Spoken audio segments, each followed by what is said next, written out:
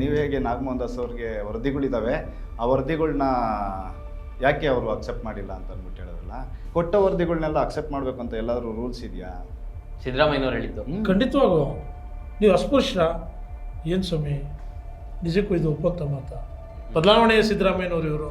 ಅಲೆಮಾರಿಗಳಿಗೆ ಈಗ ವಂಚನೆ ಆಗಿದೆ ಅಂತ ಒಂದು ದೊಡ್ಡ ಮಟ್ಟದಲ್ಲಿ ಕೂಗು ಕೇಳಿ ಬರ್ತಾ ಇದೆ ಈ ವಿಷಯದಲ್ಲಿ, ಒಳ ಮೀಸಲಾತಿ ವಿಚಾರದಲ್ಲಿ.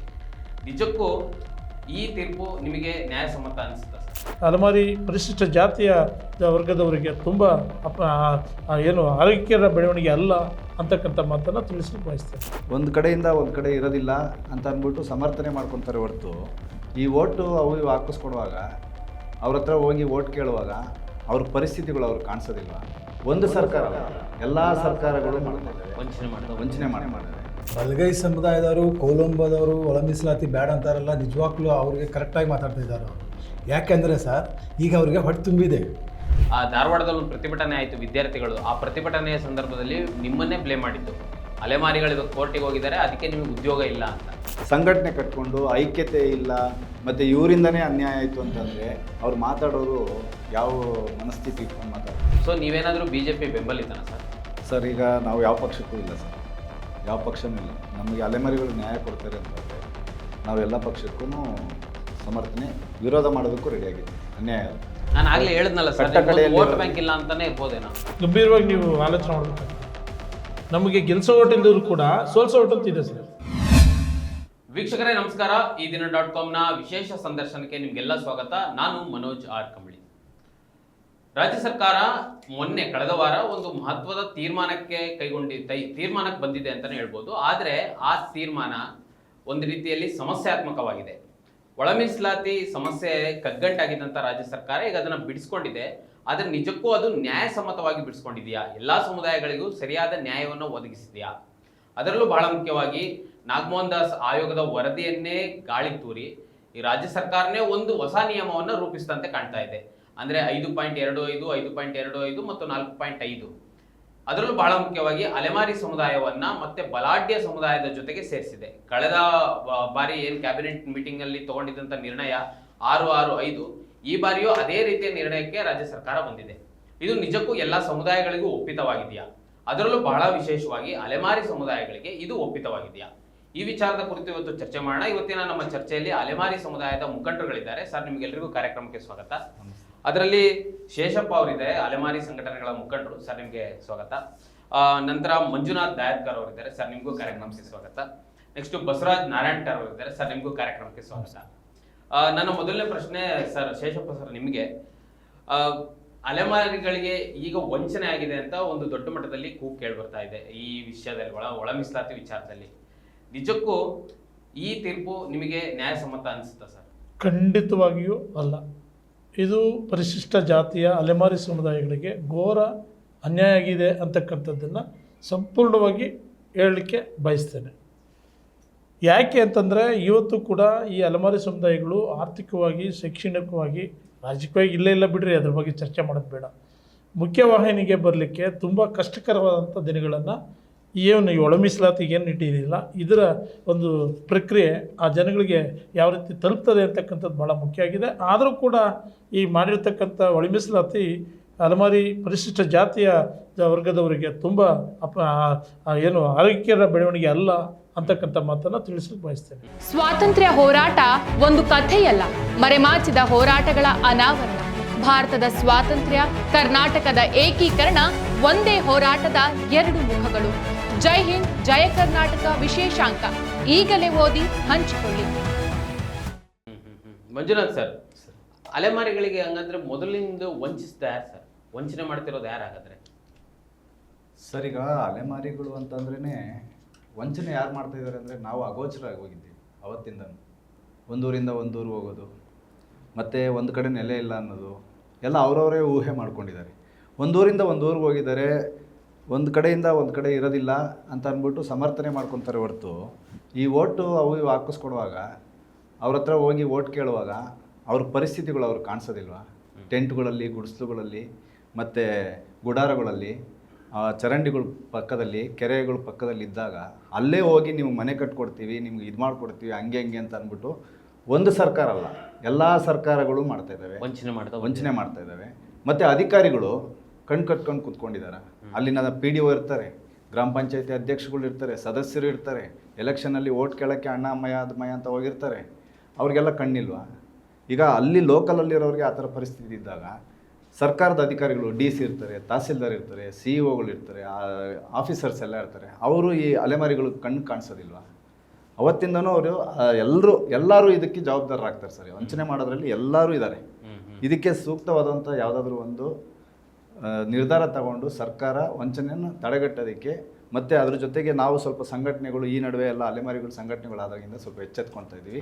ವಂಚನೆ ಅಂತೂ ಎಲ್ಲ ಸರ್ಕಾರಗಳು ಮಾಡಿದ್ದಾವೆ, ಎಲ್ಲ ಅಧಿಕಾರಿಗಳು ಮಾಡಿದ್ದಾವೆ. ಅದನ್ನು ಘಂಟಾಘೋಷವಾಗಿ ಹೇಳೋದಕ್ಕೆ ನಾವು ರೆಡಿ ಇದ್ದೀವಿ ಸರ್. ಬಸವರಾಜ್ ಸರ್, ಪ್ರಸ್ತುತ ಕರ್ನಾಟಕದಲ್ಲಿ ಅಲೆಮಾರಿಗಳ ಸ್ಥಿತಿ ಹೇಗಿದೆ ಸರ್?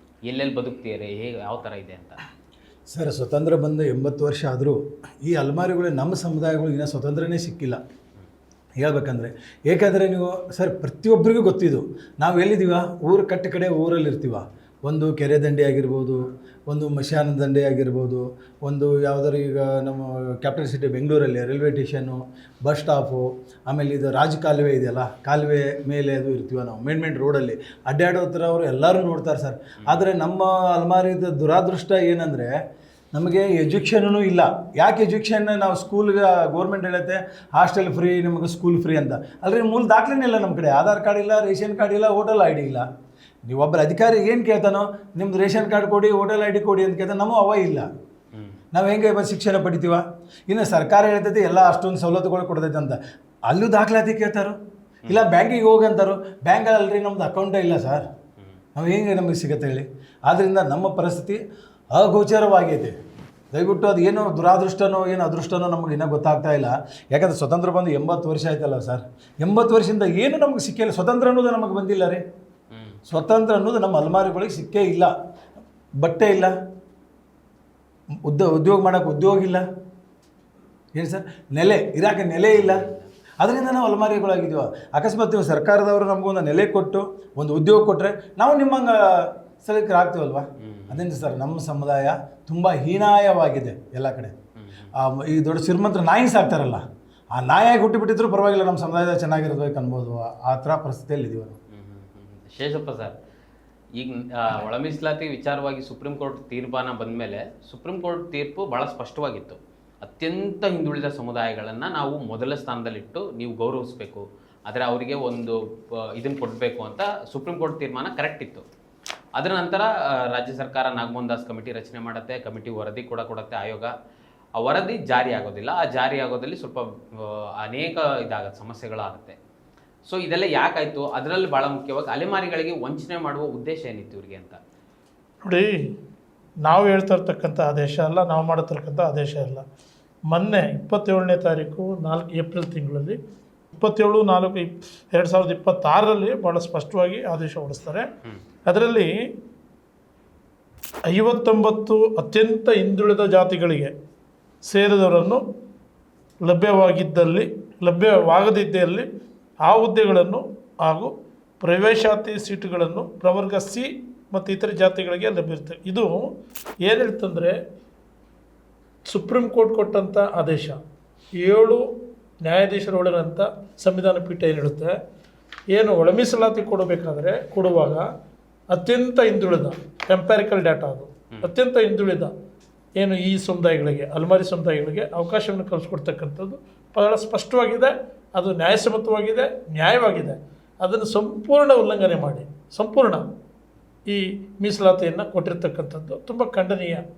ಇದು ಸ್ವಲ್ಪ ಮಟ್ಟಕ್ಕಲ್ಲ, ಇದು ಇಡೀ ಭಾರತ ದೇಶದಲ್ಲಿರ್ತಕ್ಕಂಥ ಅಲೆಮಾರಿಗಳದ್ದು ಸಮಸ್ಯೆಗಳು ಹೇರಳವಾಗಿದೆ. ಆದರೆ ಒಳ ಮೀಸಲಾತಿಯಲ್ಲಿ ಬರ್ತಕ್ಕಂಥ ಶೆಡ್ಯೂಲ್ ಕಾಸ್ಟ್ ಒಳ ಮೀಸಲಾತಿಯಲ್ಲಿ ಬರ್ತಕ್ಕಂಥ ಅಲೆಮಾರಿಗಳಿಗೆ ಅವ್ರು ಹೇಳ್ದಂಗೆ ಕಾನೂನಾತ್ಮಕವಾಗಿ ಸಂವಿಧಾನವನ್ನು ನಾವು ಸಾಮಾಜಿಕ ನ್ಯಾಯವನ್ನು ಒದಗಿಸ್ಕೊಡ್ತೀವಿ ಅಂತಕ್ಕಂಥ ಏನು ಹೊರಟಿದಾರಲ್ಲ ಸರ್ಕಾರದವರು ಮತ್ತು ಅಧಿಕಾರಿಗಳು, ಇದು ಎಲ್ಲಿ ಕೊಟ್ಟಿದ್ದಾರೆ ಅಂತಕ್ಕಂಥದ್ದನ್ನು ಅವರೇ ಹೇಳಬೇಕಾಗ್ತದೆ. ಈ ಒಂದು ನ್ಯಾಯಸಮ್ಮತವಾದಂಥ ಸಾಮಾಜಿಕ ನ್ಯಾಯದ ಹೊಣೆಗಾರಿಕೆ ಅಂತಂತ ಸರ್ ಅಲ್ಲ ಸರ್, ಈಗ ಅದೇ ಈಗ 5.25 5.25 ಬಲಗೈ ಸಮುದಾಯ, ಎಡಗೈ ಸಮುದಾಯಕ್ಕೆ 4.5 ಅದರಲ್ಲಿ ಕೊಲಂಬೋ ಸಮುದಾಯಗಳು ಮತ್ತೆ ಅಲೆಮಾರಿ 59 ಜಾತಿಗಳಿಗೂ ಸೇರಿಸಿದ್ದಾರೆ.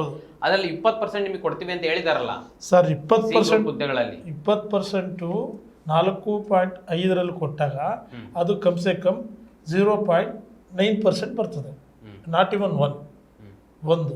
ಅದು ಎಲ್ಲಿ ಬರ್ತದೆ ನಿಮಗೆ 15% ಮೀಸಲಾತಿ ಕೊಟ್ಟಾಗ 15 ಒಂದನೇ ಸ್ಥಾನದಲ್ಲಿ ಇರ್ತಕ್ಕಂಥ ಎಡಗೈ ಸಮುದಾಯದವರು ಅದು 5.25 ಅವ್ರು ತೊಗೊಳ್ತಾರೆ. ಎಲ್ಲಿಂದ ಒಂದು 5%, 5.2 ಅದು. ತದನಂತರ ಬೇರೆ ಇರ್ತಕ್ಕಂಥವ್ರು 5.8 ತೊಗೊಳ್ತಾರೆ. ಅದ್ರ ಟೋಟಲ್ ಅದು 10.5% ಆಯಿತು. 10.5% ಇದರಲ್ಲಿ 1% ಕೊಡಬೇಕಾದ್ರೆ ಮೊದಲನೇ ಪ್ರಾಶಸ್ತ್ಯ ಕೊಡ್ತೀವಿ ಅಂತ ಹೇಳ್ತಾರೆ ಸೀನಲ್ಲಿ, ಇವರಿಗೆ 11ನೇವ್ರು ಆಗ್ತಾರೆ. ಎಲ್ಲಿ ಇವರಿಗೆ ಸಾಮಾಜಿಕ ನ್ಯಾಯ ಸಿಗ್ತದೆ ಅಲೆಮಾರಿಗಳಿಗೆ? ಅದು ಪ್ರಶ್ನೆ ಮಾಡ್ತಕ್ಕಂಥದ್ದು. ಹೌದು, ಸಿಗ್ತದ ಅಂದರೆ ಯಾವ ಥರ ಸಿಗ್ತದೆ? 11 ಜನ ಆದ್ರಲ್ಲ 12ನೇವ್ರು ಇವ್ರು ಆಗ್ತಾರೆ. ಅಲ್ಲಿಗೆ ಎಲ್ಲಿ ಸರ್ ಇಷ್ಟು ವರ್ಷ ಇದು ಸಿಕ್ಕಿಲ್ಲ, 12ನವರಾದ್ರೂ ಕೊಡ್ತೀವಿ ಅಂತ ಅಂತಿದೆ ರಾಜ್ಯ ಸರ್ಕಾರ. ಸರಿಗ ಏನು ಕೊಡದೆ ಇದ್ದರೆ ಕೊಡ್ತೀವಿ ಅಂದರೆ ಆಸೆ, ಹೊಡಿತೀವಿ ಅಂದರೆ ಭಯ. ಇದು ವ್ಯವಸ್ಥೆಯಲ್ಲಿರ್ತಕ್ಕಂಥದ್ದು. ಏನು ಕೊಡದೆ ಇದ್ದಿದ್ರೆ ಹೇಗೋ ಹಂಗೆ ನಡ್ಕೊಂಡು ಹೋಗ್ತಾ ಇತ್ತು. ಈಗ ಕೊಟ್ಟ ಮೇಲೆ ಸರಿಸಮಾನವಾಗಿ ಸಾಮಾಜಿಕ ನ್ಯಾಯ ಉಳಿಸ್ಕೊಡ್ಬೇಕು ತಾನೆ, ಸಮನ ಕೊಡುತ್ತೆ, ಸಮಾನತೆಯನ್ನು ಕಾಪಾಡಬೇಕಾಗ್ತಲ್ವಾ? ಅದಲ್ಲಿ ಕಾಪಾಡಿದ್ದಾರೆ. ಸಮಾನತೆ ಅಂತಕ್ಕಂಥ ಪದ ಬಳಕೆ ಮಾಡಿ ನಾವು ಸಂವಿಧಾನವನ್ನು ಸಂಪೂರ್ಣವಾಗಿ ಅನುಷ್ಠಾನಗೊಳಿಸ್ತೀವಿ. ಸಂವಿಧಾನದ ಆಶಯಗಳನ್ನು ನಾವು ಯಾವತ್ತೂ ದೂರ ಇಡಲ್ಲ, ಅದರ ಪರವಾಗಿದ್ದೀವಿ ಅಂತಕ್ಕಂಥ ಮಾತುಗಳೇನು ಆಡ್ತಿರಲಿಲ್ಲ. ಎಲ್ಲಿದೆ ನಿಮ್ಮ ಸಾಮಾಜಿಕ ನ್ಯಾಯ? ತೋರಿಸಿ.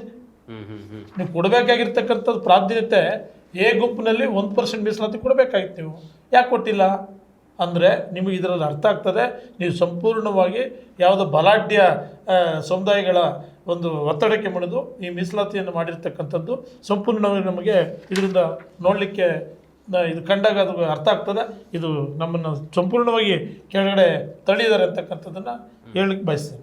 ಸರ್ ಮಂಜುನಾಥ್ ಸರ್, ಈ ನಮ್ಮ ವಿಶೇಷವಾಗಿ ಕರ್ನಾಟಕದಲ್ಲಿ ರಚನೆ ಆದಂಥ ಎಲ್ಲ ಆಯೋಗಗಳು, ಆವನೂರು ಆಯೋಗದಿಂದ ಹಿಡಿದು ಮೊನ್ನೆ ರಚನೆ ಆದಂಥ ನಾಗಮೋಹನ್ ದಾಸ್ ಆಯೋಗ, ಅಂದರೆ ಜಾತಿಯ ವಿಚಾರವಾಗಿ, ಜಾತಿ ಸಮೀಕ್ಷೆಯ ವಿಚಾರವಾಗಿ ಎಲ್ಲ ಆಯೋಗಗಳು ಅಲೆಮಾರಿಗಳಿಗೆ 1% ಎತ್ತಿಟ್ಟಿದ್ದಾರೆ. ಹೌದು. ಮಾಧುಸ್ವಾಮಿ ಆಯೋಗ ಆಗಿರ್ಬೋದು, ಅದ್ರ ಹಿಂದಿನ ಆಯೋಗ ಸದಾಶಿವ ಆಯೋಗ ಆಗಿರ್ಬೋದು, ಈಗ ನಾಗಮೋಹನ್ ದಾಸ್ ಆಯೋಗ ಆಗಿರ್ಬೋದು. ಮತ್ತು ಇವಾಗ ನಮ್ಮ ಮಾಧುಸ್ವಾಮಿಯವರ ಆಯೋಗದಲ್ಲಿ 88 ಜಾತಿಗಳಿಗೆ 1% ಅಂತ ಕೊಟ್ಟಿದ್ರು. ಅವಾಗ ನಮ್ಮ ಬೋಯಿ ಲಂಬಾಣಿ ಕೊರ್ಮ ಕೊರ್ಚರಿಗೆ 4% ಕೊಟ್ಟಿದ್ರು.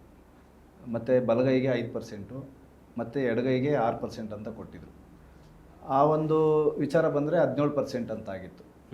17% ಅಂತ ಇತ್ತು. ಸದಾಶಿವ ಆಯೋಗದಲ್ಲಿ 15% ಅಂತ ಇತ್ತು. ಆ 17% ಇವಾಗ ಚರ್ಚೆಗೆ ಬರೋದಿಲ್ಲ.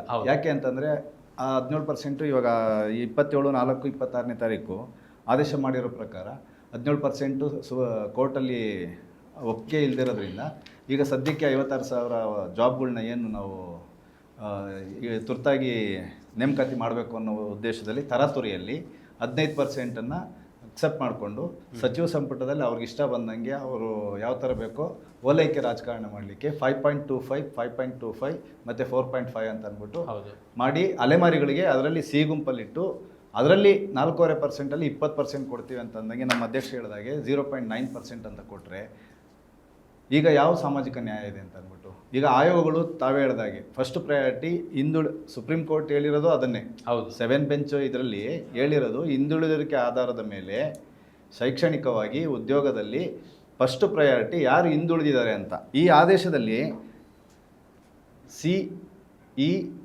ASUE 2000 ಏನು ಇವಾಗ 27ನೇ ತಾರೀಕು ಕೊಟ್ಟಿರೋ ಇದರಲ್ಲಿ ನೇಮಕಾತಿ ಹಾಗೂ ಪ್ರವಾಸಾತಿಗಳಲ್ಲಿ ಪರಿಶಿಷ್ಟ ಜಾತಿಗೆ ನಿಗದಿಪಡಿಸಿರುವ 15% ಮೀಸಲಾತಿಯನ್ನು ಪ್ರವರ್ಗ ABC ಗಳಿಗೆ ಒದಳ ಮೀಸಲಾತಿಯನ್ನು ಕ್ರಮವಾಗಿ 5.25, 5.25, 4.5 ಪ್ರಮಾಣದಲ್ಲಿ ಅನುಷ್ಠಾನಗೊಳಿಸತಕ್ಕದ್ದು ಹಾಕಿದಾರಾ.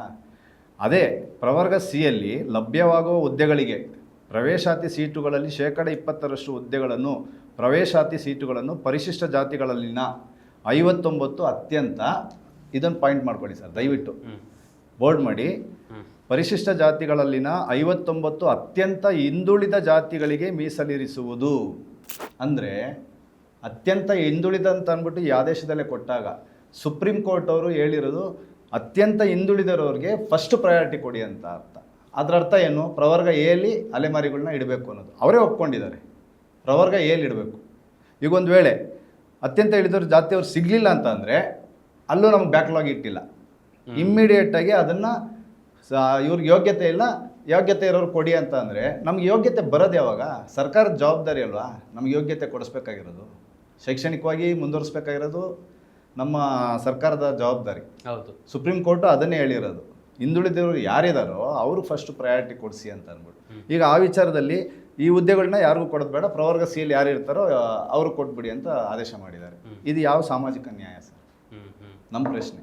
ಅದಾದ ನಂತರ ಈಗ ನಾವು ಎಲ್ಲ ಆಯೋಗಗಳು ವರದಿಯಲ್ಲಿ ಕೊಟ್ಟ ನಂತರ ನಮ್ಮ ಸುಪ್ರೀಂ ಕೋರ್ಟ್ ಹೇಳಿದ ಮೇಲೆ ನಾಗಮೋಹನ್ ದಾಸ್ ಅವ್ರನ್ನ ಇದೇ ಸರ್ಕಾರನೇ ನೂರಾರು ಕೋಟಿನ ವ್ಯಯ ಮಾಡಿಸಿ, ಸಮೀಕ್ಷೆ ಮಾಡಿಸಿ, ಎಂಪಾರಿಕಲ್ ಡಾಟಾ ಎಲ್ಲ ತಗೊಂಡು ಅಕ್ಸೆಪ್ಟೆನ್ಸ್ ಮಾಡಿ ಇವತ್ತು ನಾಗಮೋಹನ್ ದಾಸ್ ಅವ್ರ ವರದಿನೇ ಸರಿ ಇಲ್ಲ ಅಂತ ಅಂದ್ಬಿಟ್ಟು ಮಾನ್ಯ ಮುಖ್ಯಮಂತ್ರಿಗಳು ಗಾಳಿಗೆ ತೋರ್ದಂಗೆ ಆಯಿತು. ಅದಕ್ಕೆ ತುಪ್ಪ ಸರಿದಂಗೆ ನಮ್ಮ ಈ ಒಳ ಮೀಸಲಾತಿ ಯಾರ್ಯಾರಿಗೆ ಇಷ್ಟ ಇಲ್ವೋ ಅಂಥವ್ರು ಅದನ್ನು ಹಿಡ್ಕೊಂಡು ನಾಗಮೋಹನ್ ದಾಸ್ ಅವ್ರ ವರದಿ ಸರಿ ಇಲ್ಲ ಅಂತ ಯಾಕೆ ಮಾಡಿಸ್ಬೇಕಾಯ್ತು ಹಾಗಾದ್ರೆ? ಈಗ ಅದೇ ನಮ್ಮ ಟೆಂಟ್ಗಳಲ್ಲಿ ಗುಡ್ಸ್ಲುಗಳಲ್ಲಿ ಇರುವಂಥವ್ರಿಗೆ ಮನೆ ಕಟ್ಸ್ಕೊಡ್ಬೋದಾಯ್ತಲ್ಲ ಸರ್. ಇದೆಲ್ಲ ಈ ಥರ ಇದರಲ್ಲ ಪರಿಸ್ಥಿತಿಲಿ ನೋಡಿ, ಇದೆಲ್ಲ ಫೀಲ್ಡ್ ವರ್ಕಲ್ಲಿ ಮಾಡಿರೋದು. ಈಗ ಅದೇ ನಾಗಮೋಹನ್ ದಾಸ್ ಈ ವರದಿಗಳನ್ನ ಫೀಲ್ಡಲ್ಲಿ ವರ್ಕ್ ಮಾಡಿರೋದ್ರಿಂದ ಅವ್ರ ಪರಿಸ್ಥಿತಿ ನೋಡಿರೋದ್ರಿಂದ 1% ಅವ್ರಿಗೆ ಕೊಡಿ ಅಂತ ಕೇಳಿದ್ರು. ಈಗ ಅದು ಕೊಡದಲ್ಲೇ ಇವಾಗ ಮಾನ್ಯ ಮುಖ್ಯಮಂತ್ರಿಗಳು ಒಂದು ಮಾತು ಹೇಳಿದ್ರು ನಮಗೆ. ಸರ್ 4-5 ಸಲ ಭೇಟಿಯಾಗಿದ್ದೀವಿ. ಅವ್ರು ಎಷ್ಟು ನಿಷ್ಠುರವಾಗಿ ಎಷ್ಟು ಜಾಣ್ಮೆಯಿಂದ ತಪ್ಪಿಸ್ಕೊಂಡ್ರು ಅಂತಂದರೆ, ನಾನು ಅಸಹಾಯಕ್ಕಾಗಿದ್ದೀನಿ, ನನ್ನೊಬ್ಬಂದೆಲ್ಲ ಕ್ಯಾಬಿನೆಟ್, ನಾನು ಆ ಕ್ಯಾಬಿನೆಟ್ಗೆ ಮುಖ್ಯಸ್ಥ, ಇನ್ನು ಬೇರೆ ಎಲ್ಲ ಇದಾರಲ್ಲ ಅವರೆಲ್ಲರೂ ನಮ್ಮ ಮಾತನ್ನು ಕೇಳಲಿಲ್ಲ. ಹಾಗಾಗಿ ಕ್ಯಾಬಿನೆಟ್ ನಿರ್ಧಾರ, ನೀವು ಬೇಕಿದ್ರೆ ಕೋರ್ಟ್ಗೆ ಹೋಗಿ ಅಂತ ಅಂದ್ಬಿಟ್ಟು ನಮ್ಮ ನಿಯೋಗಕ್ಕೆ ಕೇಳಿದ್ರು. ನಾವು ಇಷ್ಟಕ್ಕೂ ಕೇಳ್ದು, ಇವಾಗ ನೀವು ಹೇಗೆ ನಾಗಮೋಹನ್ ದಾಸ್ ಅವ್ರಿಗೆ ವರದಿಗಳಿದ್ದಾವೆ, ಆ ವರದಿಗಳನ್ನ ಯಾಕೆ ಅವರು ಅಕ್ಸೆಪ್ಟ್ ಮಾಡಿಲ್ಲ ಅಂತ ಅಂದ್ಬಿಟ್ಟು ಹೇಳಿದ್ರಲ್ಲ, ಮುಖ್ಯಮಂತ್ರಿಗಳು ಅದಕ್ಕೆ ಸೂಕ್ಷ್ಮವಾಗಿ ಹೇಳಿದ್ರು. ಕೊಟ್ಟ ವರದಿಗಳನ್ನೆಲ್ಲ ಅಕ್ಸೆಪ್ಟ್ ಮಾಡಬೇಕು ಅಂತ ಎಲ್ಲಾದರೂ ರೂಲ್ಸ್ ಇದೆಯಾ ಕೇಳಿದ್ರು. ಇದನ್ನು ಕೇಳಿ, ನಮ್ಮ ನಿಯೋಗ ಹೋದಾಗ ಅಲ್ಲಿ ಎಲ್ಲ ಅಧಿಕಾರಿಗಳು ಇದ್ದರು. ಕೊಟ್ಟಂತಹ ಎಲ್ಲ ಆಯೋಗಗಳ ವರದಿಯನ್ನು ನಾವು ಅಕ್ಸೆಪ್ಟ್ ಮಾಡಬೇಕು ಅಂತ ಎಲ್ಲಾದರೂ ರೂಲ್ಸ್ ಇದೆಯಾ? ಅಷ್ಟು ಕೇಳಿದ್ಮೇಲೆ ನಾವಿನ್ನೇನು ಮಾತಾಡೋಕ್ಕಾಗುತ್ತೆ? ಅಂದರೆ ಮಾನ್ಯ ಮುಖ್ಯಮಂತ್ರಿಗಳು ಹೇಳಿದಂಥ ರೀತಿ ಯಾವ ಥರ ಇತ್ತು ಅಂತ ನಿಜವಾಗೂ ನಾವು ಕಂಡಂಥ ಸಿದ್ದರಾಮಯ್ಯನವರು ಬೇರೆ, ಹಿಂದೆ ಈಗಿರ್ತಕ್ಕಂಥ ಸಿದ್ದರಾಮಯ್ಯನವರು ಬೇರೆ. ಅವರು ಒಳ ಮೀಸಲಾತಿಯನ್ನು ಆದೇಶವನ್ನು ಕ್ಯಾಬಿನೆಟ್ಟಲ್ಲಿ ಚರ್ಚೆಯಾಗಿ ಹೊರಡಿಸಿದ ನಂತರ ಮಾರನೇ ದಿನ ನಾವು ಸಭೆಗೆ ಒಂದು ಮನವಿಯನ್ನು ಕೇಳಿದಾಗ ನಮ್ಮ ಮನವಿಗೆ ಪುರಸ್ಕರಿಸಿ ಸಭೆಯನ್ನು ಮಾಡಿದ್ರು. ಸಭೆಯಲ್ಲಿ ಮಾತಾಡಬೇಕಾದ್ರೆ ಎಂಥ ವಿಪೇರಿಸದ ಮಾತನ್ನು ಅವ್ರು ಆಡಿದ್ರು ಅಂದರೆ, ನಿಜಕ್ಕೂ ಅದನ್ನು ಒಪ್ಕೋಬೇಕಾ, ಅದನ್ನು ಯಾವ ರೀತಿ ತಿರಸ್ಕರಿಸ್ಬೇಕಂತಕ್ಕಂಥದ್ದು ಮಾನಸಿಕವಾಗಿ ನಮಗೆಲ್ಲ ಫೀಲಿಂಗ್ ಬಂದ್ಬಿಡ್ತು, ಯೋಚನೆ ಬಂದ್ಬಿಡ್ತು. ಯಾವ ರೀತಿ ಹೇಳಿದ್ರಂದರೆ, ನೀವು ಅಸ್ಪೃಶ್ಯರ, ಸಿದ್ದರಾಮಯ್ಯನವ್ರು ಹೇಳಿದ್ದು ಖಂಡಿತವಾಗೂ ನೀವು ಅಸ್ಪೃಶ್ಯರ, ಏನು ಸ್ವಾಮಿ ನಿಜಕ್ಕೂ ಇದು ಒಪ್ಪಂತ ಮಾತ? ಅದಾದ ನಂತರ ಇಲ್ಲ, ನಾನು ಈ ಸಂಪುಟದ ಸಭೆಯಲ್ಲಿ ಅಸಹಾಯಕನಾದೆ, ನಾನೇನು ಮಾಡಲಿಕ್ಕಾಗಲಿಲ್ಲ, ಸಾಧ್ಯವಾದರೆ ನೀವು ನ್ಯಾಯಾಲಯಕ್ಕೆ ಹೋಗಿ ಅಂತಕ್ಕಂಥ ಮಾತನಾಡಿದ್ರು. ನಾವು ಅಂದ್ಕೊಂಡು ನಿಜವಾದಂಥ ಮೂಲ ಸಿದ್ದರಾಮಯ್ಯವರೆಲ್ಲ ಬದಲಾವಣೆ ಆಗಿದ್ದಾರೆ, ಬದಲಾವಣೆಯ ಸಿದ್ದರಾಮಯ್ಯನವರು ಇವರು, ಸಾಮಾಜಿಕ ನ್ಯಾಯ ವ್ಯವಸ್ಥೆ ಬದ್ಧತೆ ಇಲ್ಲ ಈಗ ಅಂತ ಭಾಳ ಸ್ಪಷ್ಟತೆ ಆಯಿತು. ಸರ್, ಇದರಿಂದ ನನಗನ್ಸೋದು ನಿಮ್ಮಲ್ಲೊಂದು ಐಕ್ಯತೆ ಇಲ್ಲ ಅಂತ ಒಂದು ಕಾರಣ ಇರ್ಬೋದಾ? ಯಾಕಂದರೆ ಈಗ ಒಳ ಮೀಸಲಾತಿಗಾಗಿ ಮಾದಿಗರು ಕಳೆದ 35 ವರ್ಷದಿಂದ ಹೋರಾಟ ಮಾಡ್ತಿರೋದು ಅದು ಎಲ್ರಿಗೂ ಗೊತ್ತಿದೆ ಇಡೀ ರಾಜ್ಯಾದ್ಯಂತ. ಸೊ ಆ ಅಲೆಮಾರಿಗಳಿಗೆ ಆ ಥರದ ಒಂದು ಐಕ್ಯತೆನೇ ಇಲ್ಲ, ಒಗ್ಗಟ್ಟಿಲ್ಲ ಅನ್ನುವ ಕಾರಣನೂ ಇರ್ಬೋದಾ ಅಂತ? ಸರ್, ಮೊದಲು ಅವರ ಹೆಸರಲ್ಲೇ ಇದೆಯಲ್ಲ ಸರ್ ಅಲೆಮಾರಿಗಳಂತ.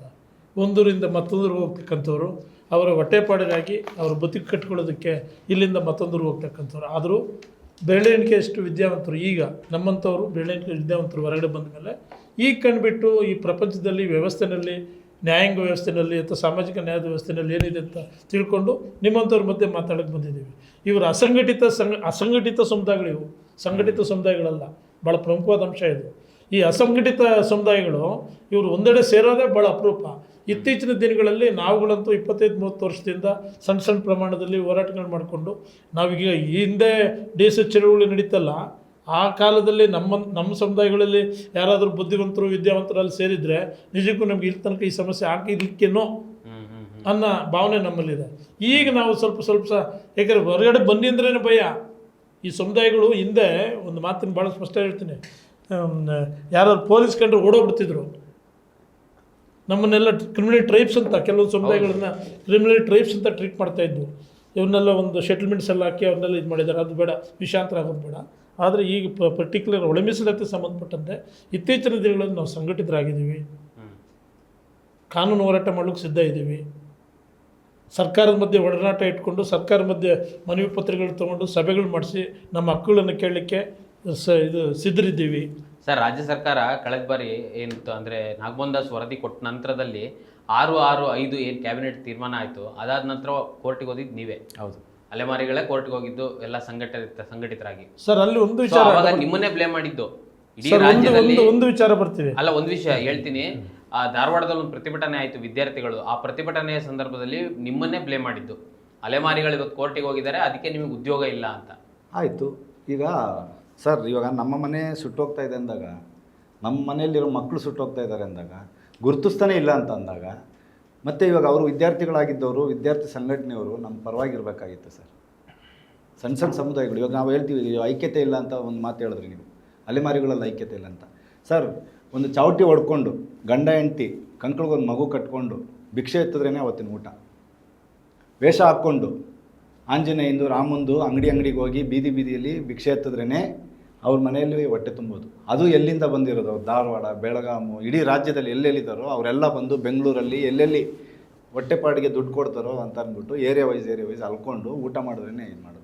ಅಂಥದ್ರಲ್ಲಿ ಈಗ ನಮ್ಮವರು ತಗೊಳ್ಬೇಕು ಅನಿಸ್ಬೇಕು, ಇವರು ದಾಸಪ್ಪಗಳು ದೇವಸ್ಥಾನಗಳ ಮುಂದೆ ಎಲ್ಲ ಭಿಕ್ಷೆ ಎತ್ತಬೇಕು, ಅದು ಶನಿವಾರಗಳು ಭಾನುವಾರಗಳು ಆ ಥರ ಬಂದಾಗ, ಆ ಒಂದು ಪರಿಸ್ಥಿತಿಲಿದ್ದಾಗ ಸಂಘಟನೆ ಕಟ್ಕೊಂಡು ಐಕ್ಯತೆ ಇಲ್ಲ, ಮತ್ತು ಇವರಿಂದನೇ ಅನ್ಯಾಯ ಆಯಿತು ಅಂತಂದರೆ ಅವ್ರು ಮಾತಾಡೋರು ಯಾವ ಮನಸ್ಥಿತಿ ಇಟ್ಕೊಂಡು ಮಾತಾಡ್ತಾರೆ ಅನ್ನೋದು. ಅಲ್ಲ ಸರ್, ಶೇಷಪ್ಪ ಸರ್, ನಾನು ಇವ್ರಿಗೆ ಕೇಳಿದ ಪ್ರಶ್ನೆಯಲ್ಲಿ ರಾಜ್ಯ ಸರ್ಕಾರನೂ ಬ್ಲೇಮ್ ಮಾಡ್ತಾರೆ ನಿಮ್ಮನ್ನ. ಅಲೆಮಾರಿಗಳು ಕೋರ್ಟಿಗೆ ಹೋಗಿದ್ರಿಂದನೇ ಇದಾಗಿದ್ದು ಅಂತ. ಈಗ ಈ ತೀರ್ಮಾನಕ್ಕೂ ನೀವು ಕೋರ್ಟಿಗೆ ಹೋಗುವ ಬಗ್ಗೆ ಹೇಳ್ತೀರಿ, ಹೇಳಿ ಸರ್. ಮಾನ್ಯ ಮುಖ್ಯಮಂತ್ರಿಗಳು ನಾನು ಅಸಹಾಯಕ, ನೀವು ಕೋರ್ಟ್ಗೆ ಹೋಗಿ ಅಂತ ಅವರೇ ನಮಗೆ ಆದೇಶವನ್ನು ಕೊಟ್ಟಿರ್ತಕ್ಕಂಥದ್ದು. ಹೌದು, ಅವರು ಆ ಪದ ಬಳಕೆ ಮಾಡಿಲ್ಲ ಅಂದರೆ ನಾವು ಬೇರೆ ಬೇರೆ ಆಯಾಮಗಳಲ್ಲಿ ರಾಜ್ಯ ಸರ್ಕಾರದಲ್ಲಿ ಸಂಬಂಧಪಟ್ಟ ಇಲಾಖೆ ಸಚಿವರ ಜೊತೆ ಒಡನಾಟ ಇಟ್ಕೊಂಡು ಚರ್ಚೆ ಮಾಡಿ ಇಲ್ಲ ನೀವು ಬಗೆಹರಿಸಲೇಬೇಕು ಅಂತ ಹೊರಟಿದ್ದು. ಅದು ಇನ್ನೊಂದು ಮುಖ್ಯಮಂತ್ರಿಗಳೇ ಹೇಳಿದ್ರು ಮೊದಲನೇ ಮೀಟಿಂಗಲ್ಲೇನೆ, ಮೊದಲನೇ ಸಭೆಯಲ್ಲಿ ಅವರೇ ಕರೆಸಿ ಅವರೇ ಅಪಾಯಿಂಟ್ಮೆಂಟ್ ಕೊಟ್ಟು ಅಲೆಮಾರಿಗಳನ್ನ ಒಂದ್ಸಲ ಕರೆಸ್ಬಿಡಿ ಇವತ್ತು ಆದೇಶ ಮಾಡಿಸೋಣ ಅಂತ ಕರೆಸಿದಾಗ ಅವ್ರು ನಾವು ಕೇಳಿದ ಪ್ರಶ್ನೆಗಳು ನಾವು ಇದನ್ನೇ ಕೇಳಿದ್ದು. ಈ ಥರ ನಮಗೆ ನಮ್ಮ ತೆರಿಗೆ ದುಡ್ಡು, ನಮ್ಮ ಅಲೆಮಾರಿಗಳು ಈ ಥರ ಅನ್ಯಾಯ ಆಗಿದ್ದಾವೆ, ಯಾವ ಥರ ಮಾಡ್ತಾಯಿದ್ದೀರಾ, ಯಾಕೆ ಹಿಂಗೆ ಮಾಡಿದ್ದೀರಾ ಅಂತ ನಾವು ಕೇಳಿದ ಪ್ರಶ್ನೆಗಳಿಗೆ ಉತ್ತರ ಕೊಡ್ದಿರಾ ಅವರೇ ಅಸಹಾಯಕನಾಗಿದ್ದೀನಿ, ನಿಮ್ಮ ಕೈಲಿ ಏನು ಮಾಡ್ಕೊಳಕ್ಕಾಗತ್ತೋ ಮಾಡ್ಕೊಳ್ಳಿ ಅಂತ ಅಂದ್ಬಿಟ್ಟು ನ್ಯಾಯಾಲಯಕ್ಕೆ ಅವರೇ ಕಳಿಸಿದ್ದು, ಅವರೇ ಆದೇಶ ಮಾಡಿದ್ದು. ಇಲ್ಲಿ ಒಳ ಮೀಸಲಾತಿ ಬಗ್ಗೆ ಪ್ರಾರಂಭದಿಂದಲೂ ಕೂಡ ಹೋರಾಟಗಳನ್ನು ಮಾಡ್ಕೊಬರ್ತಾ ಇರ್ತಕ್ಕಂಥ ಮಾದಿಗ ಸಮುದಾಯದ ನಾಯಕರುಗಳು ನಮ್ಮ ಮೇಲ್ನೋಟಿಗೆ ನಮಗೆಲ್ಲೂ ಅರ್ಥ ಆಗ್ತಾ ಇಲ್ಲ, ನಮಗೂ ಅವ್ರು ಸಹಾಯ ಮಾಡ್ತಾ ಇದ್ದಾರೆ, ನಮಗೂ ಅವ್ರು ಮೀಸಲಾತಿ ಕೊಡಿ ಅಂತ ಕೇಳ್ತಾ ಇದ್ದಾರೆ ಅಂತೇಳಿ ಇಡೀ ನಮ್ಮ ಅಲೆಮಾರಿ ಸಮುದಾಯ ಅವ್ರ ಜೊತೆಯಲ್ಲಿ ಹೋರಾಟಗಳನ್ನು ಮಾಡಿ ಬಂದಿರತಕ್ಕಂಥದ್ದು ತಮಗೆಲ್ಲ ಗೊತ್ತಿರ್ತಕ್ಕಂಥದ್ದು. ಹೌದು, ನಾವು ಕೋರ್ಟ್ಗೆ ಹೋಗ್ಬೇಕಾದ್ರೆ ಅವರನ್ನು ಕೇಳಿದ್ದೀವಿ. ಯಾರನ್ನ? ಮಾದಿಗ ಕಮ್ಯುನಿಟಿ, ಮಾದಿಗ ಸಮುದಾಯದ ಮುಖಂಡರುಗಳನ್ನು, ಸ್ವಾಮಿ ನಮಗೆ ಇಲ್ಲಿ ನ್ಯಾಯ ಸಿಕ್ಕಿಲ್ಲ, ನಾವು ಕೋರ್ಟ್ಗೆ ಇಲ್ಲ ಹೋಗಿ ಅಂತ ಹೇಳಿದ್ದಾರೆ. ಅವರು ಕೂಡ ಹೋಗಿ ಅಂತ ಹೇಳಿದ್ಮೇಲೆ ಅವರೇ ಈ ಮಕ್ಕಳಿಗೆ ಕುಡಿಸ್ಕೊಂಡು ವಿದ್ಯಾರ್ಥಿ ಕುಡಿಸ್ಕೊಂಡು ಹೋರಾಟ ಮಾಡಿ ನಮಗೆ ಅಲೆಮಾರಿಗಳಿಂದ ತೊಂದರೆ ಆಗಿದೆ ಅಂತ, ಇದು ಯಾವ ನ್ಯಾಯ ಸ್ವಾಮಿ ಹೇಳಿ? ಇದು ನ್ಯಾಯವೇ? ನಾವು ಕೇಳೋಗಿದ್ದೀವಿ. ಯಾಕೆಂದರೆ ನೀವು ಆಗಲೇ ಪದಬಳಕೆ ಮಾಡಿದ್ರಿ, ಇಲ್ಲ ನೀವು ಅಸಂಘಟಿತ ಸಮುದಾಯಗಳು, ನೀವು ನಿಮ್ಮಲ್ಲಿ ಐಕ್ಯತೆ ಇಲ್ದಿರೋದ್ರಿಂದ ಇಷ್ಟೆಲ್ಲ ಆಗ್ತಾಯಿದೆ, ನಿಜ ಒಪ್ಕೊಳ್ತೀವಿ. ಆದರೂ ಕೂಡ ನೀವು ಬೇಕು ಅಂತೇಳಿ ಅವರನ್ನೇ ಕೇಳಿ ನಾವು ನ್ಯಾಯಾಲಯಕ್ಕೆ ಹೋಗಿರ್ತಕ್ಕಂಥದ್ದು. ನಾವು ಏಕಾಕಿ ಹೋಗಿಲ್ವಲ್ಲ, ಅವ್ರ ಗಮನಕ್ಕೆ ತಂದು ಮಾನ್ಯ ಮುಖ್ಯಮಂತ್ರಿಗಳ ಆದೇಶದ ಮೇರೆಗೆ ಅದು ಆದೇಶ ಅಂದ್ಕೊಳ್ಳೋಣ. ಈ ರಾಜ್ಯವನ್ನು ಆಳ್ತಾ ಇರ್ತಕ್ಕಂಥ ಮೊದಲನೇ ಪ್ರಜೆ ಮಾನ್ಯ ಮುಖ್ಯಮಂತ್ರಿಗಳು ಸಿದ್ದರಾಮಯ್ಯನವರು, ಅವರ ಆದೇಶ ಜೊತೆಗೆ ಮಾದಿಗ ಸಮುದಾಯದ ಮುಖಂಡರುಗಳ ಒಂದು ಸೂಚನೆ ಅಥವಾ ಅವರ ಅಭಿಪ್ರಾಯ ಪಡೆದೇ ನಾವು ನ್ಯಾಯಾಲಯಕ್ಕೆ ಹೋಗಿರ್ತಕ್ಕಂಥದ್ದು. ನೀವು ಬೇಕಿದ್ರೆ ಹೆಸರು ಹೇಳ್ತೀರಾ? ಖಂಡಿತವಾಗೂ ಅವಕಾಶ ಸಂದರ್ಭ ಬಂದರೆ ಹೆಸರು ಹೇಳ್ತೀವಿ ನಾವು.